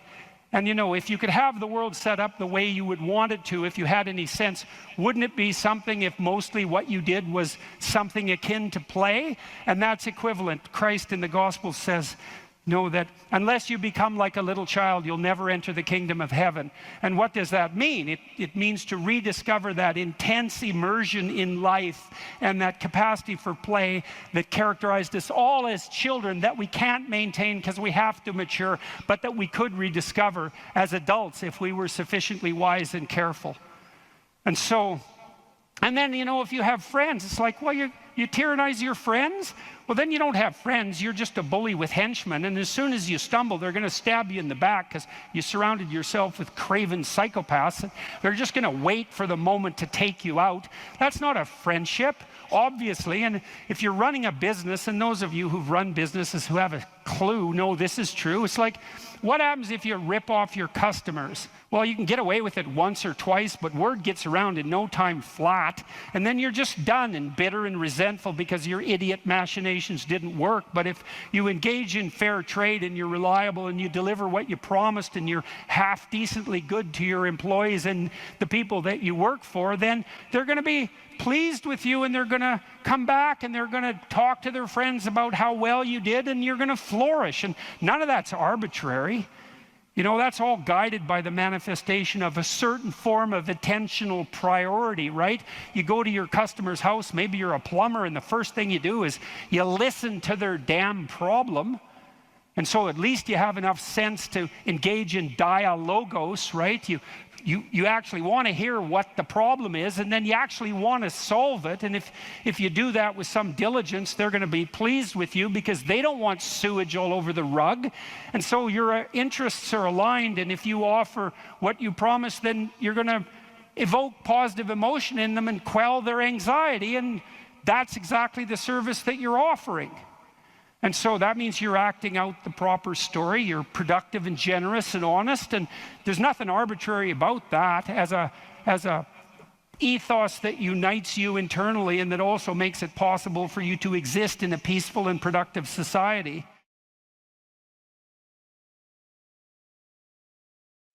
It took me a long time to understand what sacrifice meant. Because on the surface of it, especially the way it's acted out, like burnt offerings and that sort of thing, it just seems like, well, it seems so archaic and distant from us that it's not really comprehensible. But partly from reading Jean Piaget, and Nietzsche for that matter, I started to understand that people often acted out conceptions before they understood what they meant. You know, and we act out a lot of things we don't understand because we're much more complex than we can represent. So we're always acting out things we don't understand. So there's this idea in Cain and Abel that you have to make sacrifices in order to stay on the good side of God. And so I thought about that practically, say, not so much metaphysically, but practically, and realized that that was equivalent to the discovery of time, of the future, because we do act, and this is a peculiar discovery of human beings, and maybe a consequence of our expanded intelligence, is that we're actually aware of the future. And we actually treat the future as if it's something that you can bargain with. Now, partly it's because the future is other people, and they remember your reputation, they remember your past actions, and if you do someone a favor, then that favor is in some sense stored up in the future. So you could think about the future as a place of judgment about your moral actions, and it's not that far from that to imagining a God who's keeping track of that or who even is that. But in any case, the idea of sacrifice emerges in the story of Cain and Abel. And Cain and Abel both make sacrifices to God in order to stay on his good side, let's say. And what a sacrifice means is that you give up something of value in the present so that you can improve the future. And that's no different from what we call discipline. It's exactly the same thing. It's just the concretely acted out version of that. And so, the idea basically was that, well, God was in the transcendent heavens. And the first question would be, well, why is that? And it's like, well, if you go out on a really dark night and look up at the sky, you have a sense of what's beyond you, what's transcendent, what's infinite. And so to associate that with the highest of values is a reasonable association, right, from an emotional point of view. So it's not particularly primitive. It's a smart metaphor, or it's a smart intuition that and it's above you. And we tend to think of when you're moving towards an ideal that you're moving up, that you're moving above, you're moving to the mountaintop, right? You're going up, not down. And so it all sits within that same framework. And it's partly because when you go up, like on a mountain, you can see for long distances, right? So all those things are tangled together. So anyways, so the idea is that you have to give up something of value now so that you make the future better. And sometimes it's even something you love now, and that's a good example too, because often the things that stop us from moving forward are our attachments to things that we should no longer be attached to, right? And in fact, you can almost make that definitional. If you're not moving forward in your life, there's a high probability that you have some idea or some mode of action or some habit that you're so in love with that you won't let go of it.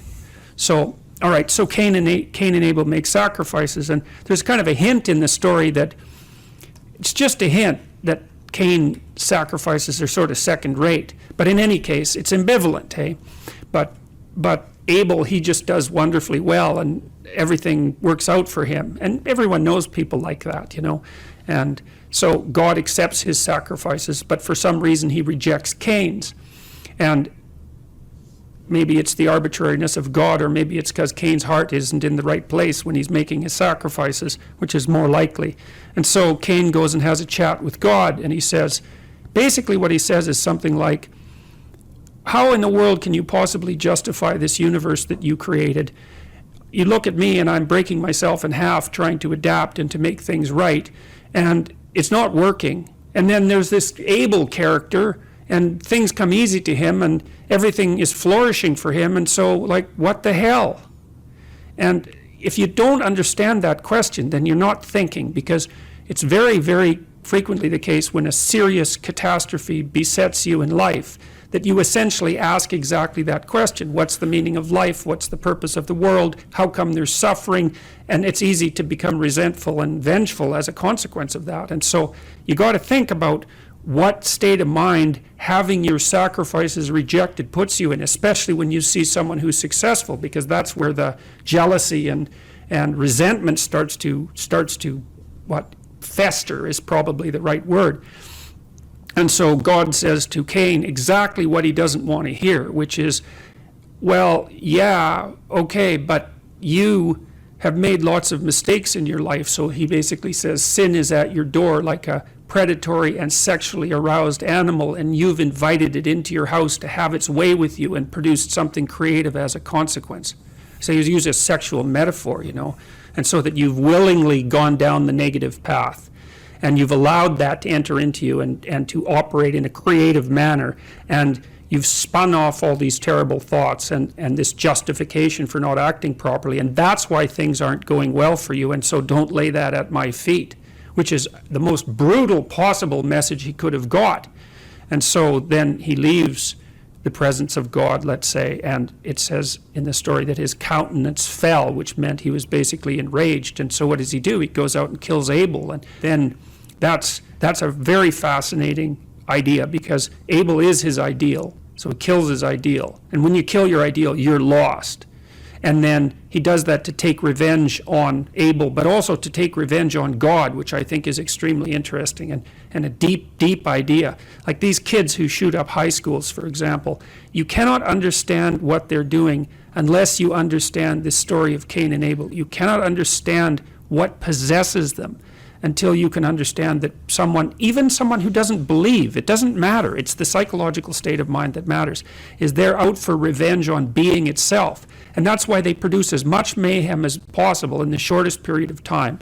That's why they sacrifice innocent people, because it's much more vengeful and demonstrative to kill innocent people than to kill guilty people, right? Because it's a worse sin, so to speak. And then they kill themselves. And they kill themselves as a final demonstration of their belief in nihilism and the horror of existence. Because you might say, well, why don't they just kill themselves first and save everyone the trouble? You know, and there's narcissism in that too, because they know their names are going to be splashed across the page. That's their notoriety instead of their accomplishment. And of course, the media is unbelievably complicit in that. So when you're talking about motivation for evil, then you have to understand what it is that's driving it, and it is a deep resentment about the structure of being, for being saturated with suffering, but also for rejecting your sacrifices, and that, you know, that produces the bitterness of failure. And I'll stop with this. One of the things that's really interesting about the Old Testament is that, and the Jews in the Old Testament, is that they don't take the path of Cain. Every time they're walloped by God, which is like fairly frequently, they say, we must have done something wrong and we have to set ourselves right. And that's an unbelievably heroic attitude, because that's the alternative to cursing fate. It's like you take the responsibility for failure onto yourself.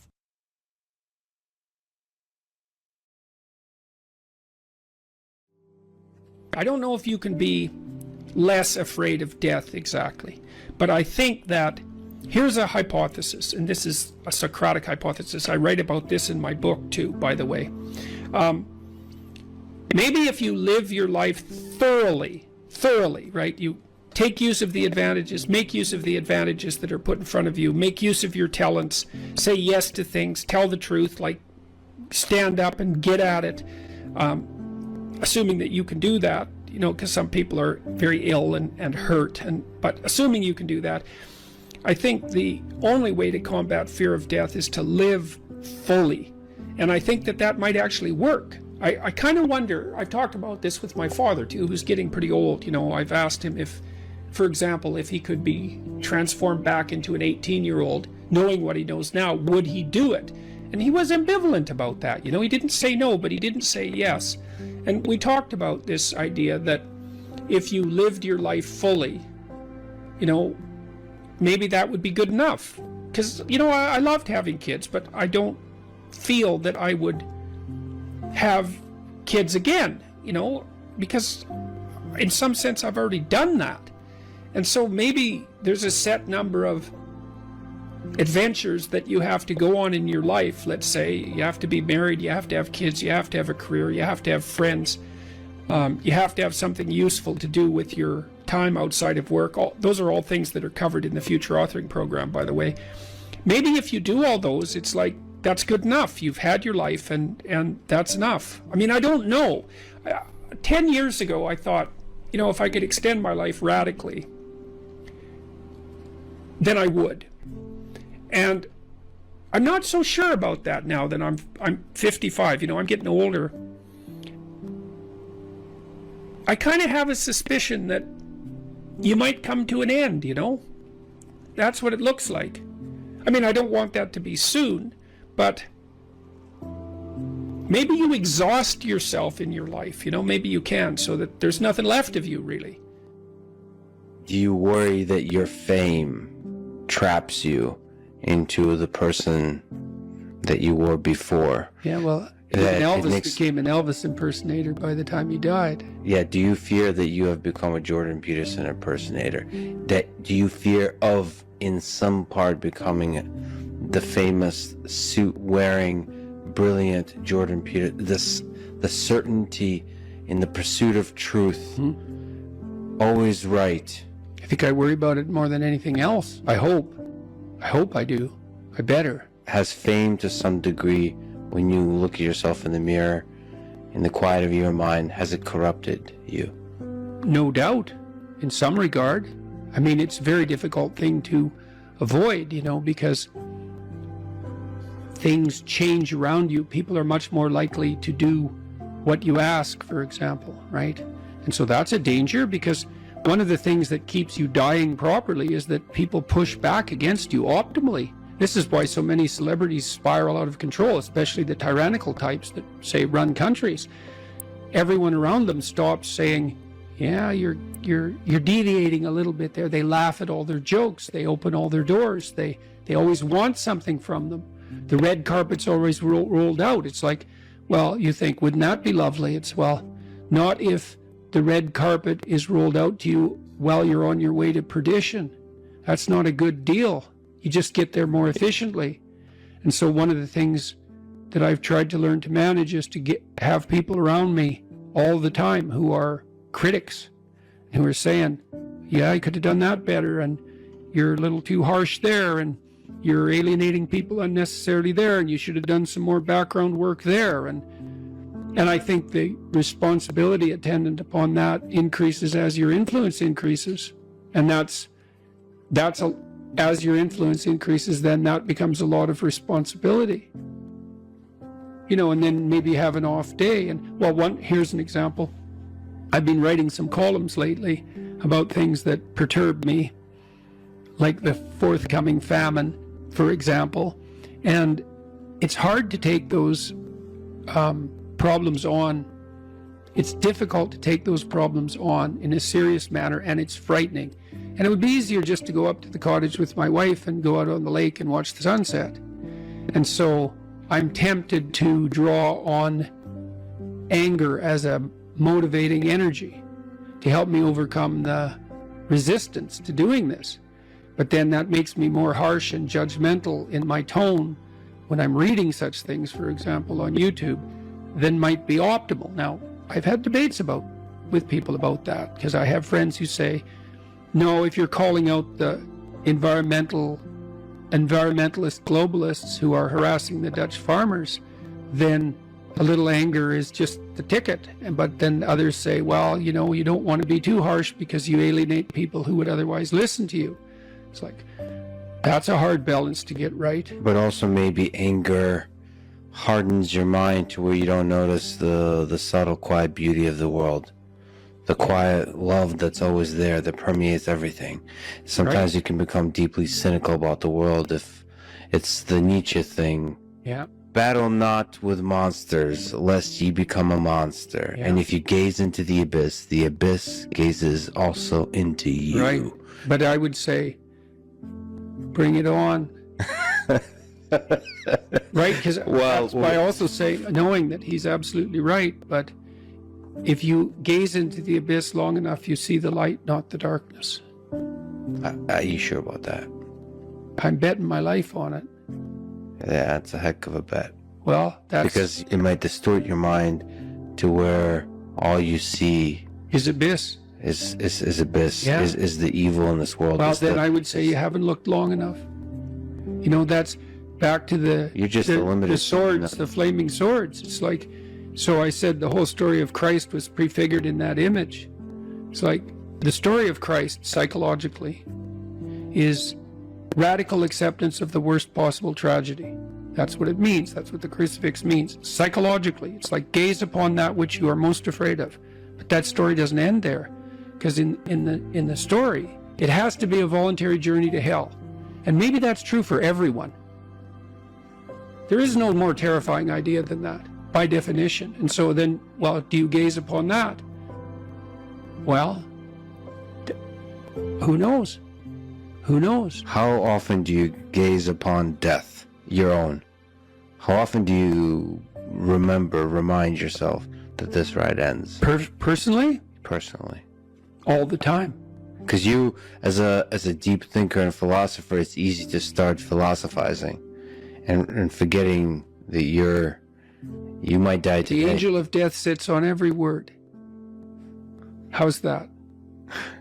How often do you actually consciously... All the time.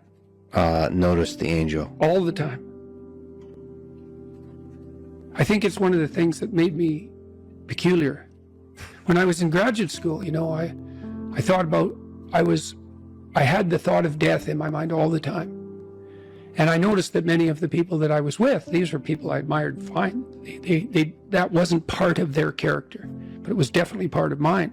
I'd wake up every morning. This happened for years. Think, time's short, get at it. Time's short, get at it. There's things to do. And so that was always, it's still there. And it's still there with, I would say, and it's unbearable in some sense. Are you afraid of it? Like what's Afraid your of death? relationship? Yeah. You know, I was ready to die a year ago. And not casually. I had people I loved, you know. So no, I'm not very worried about me, but I'm very worried about making a mistake. Yeah. I heard Elon Musk talk about that a couple of months ago. It was really a striking moment. Someone asked him about death, and he said, just offhand, and then went on with the conversation. He said, that'd be a relief. And then he went on with the conversation. And I thought, well, you know, he's got a lot of weight on his shoulders. I'm sure that part of him thinks, it'd be easier just if this wasn't here at all. Now, he said it offhand, but it was a telling moment in my estimation. So for him, that's a why live question. Hmm? The exhaustion of life. Yeah. If you call it life is suffering, but Yeah. the hardship. I'm more afraid of hell than death. You're afraid of the thing that follows. I don't know if it follows or if it's always here. And I think we're going to find out. What's the connection between death and hell? I don't know. And I don't know. I don't know. Is there something that needs to be done before you arrive? You're more likely to die terribly if you live in a manner that brings you to hell.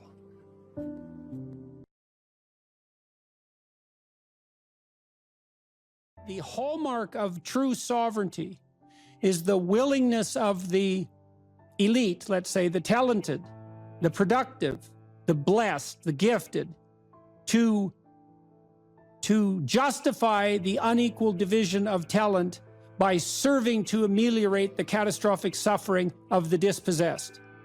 Now, Nietzsche warned about that, right? He thought that Christianity would devolve in some sense into the woke nightmare that it has devolved into. But I think he failed to give the devil his entire due. And the notion that the highest is the highest because it voluntarily serves the lowest, that's a deadly idea. And I don't think it's an ideological idea at all. I think it's an idea that removes the paradox of human existence.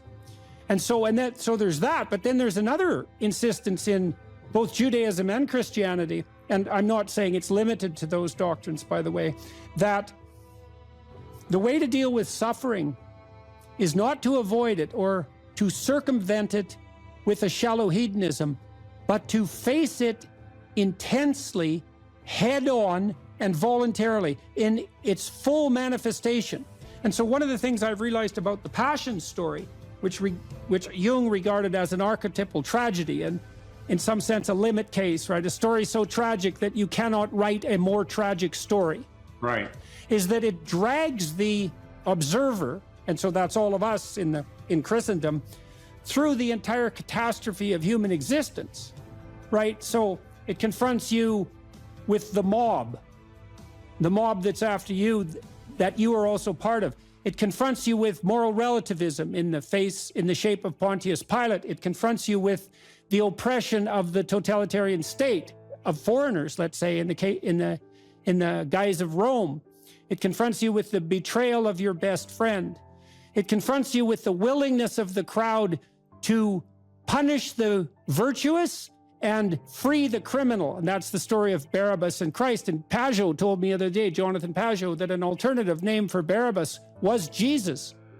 And that what the crowd did was pick the political revolutionary over the spiritual leader. And that's perfect. And then it confronts you with the reality that we all face our own mortality, and too early. And the fact that sometimes the innocent and virtuous are punished. And so and then of course there's the horrible, tragic, torturous death, all of that. And that's all signified by the image of the crucifix. And what what we're doing to ourselves, even though we don't know it, I'm speaking mostly psychologically, although somewhat theologically, is that we're exposing ourselves to the ultimate catastrophe of human existence, while simultaneously manifesting the faith that if we face that unflinchingly, that will resurrect us instead of killing us.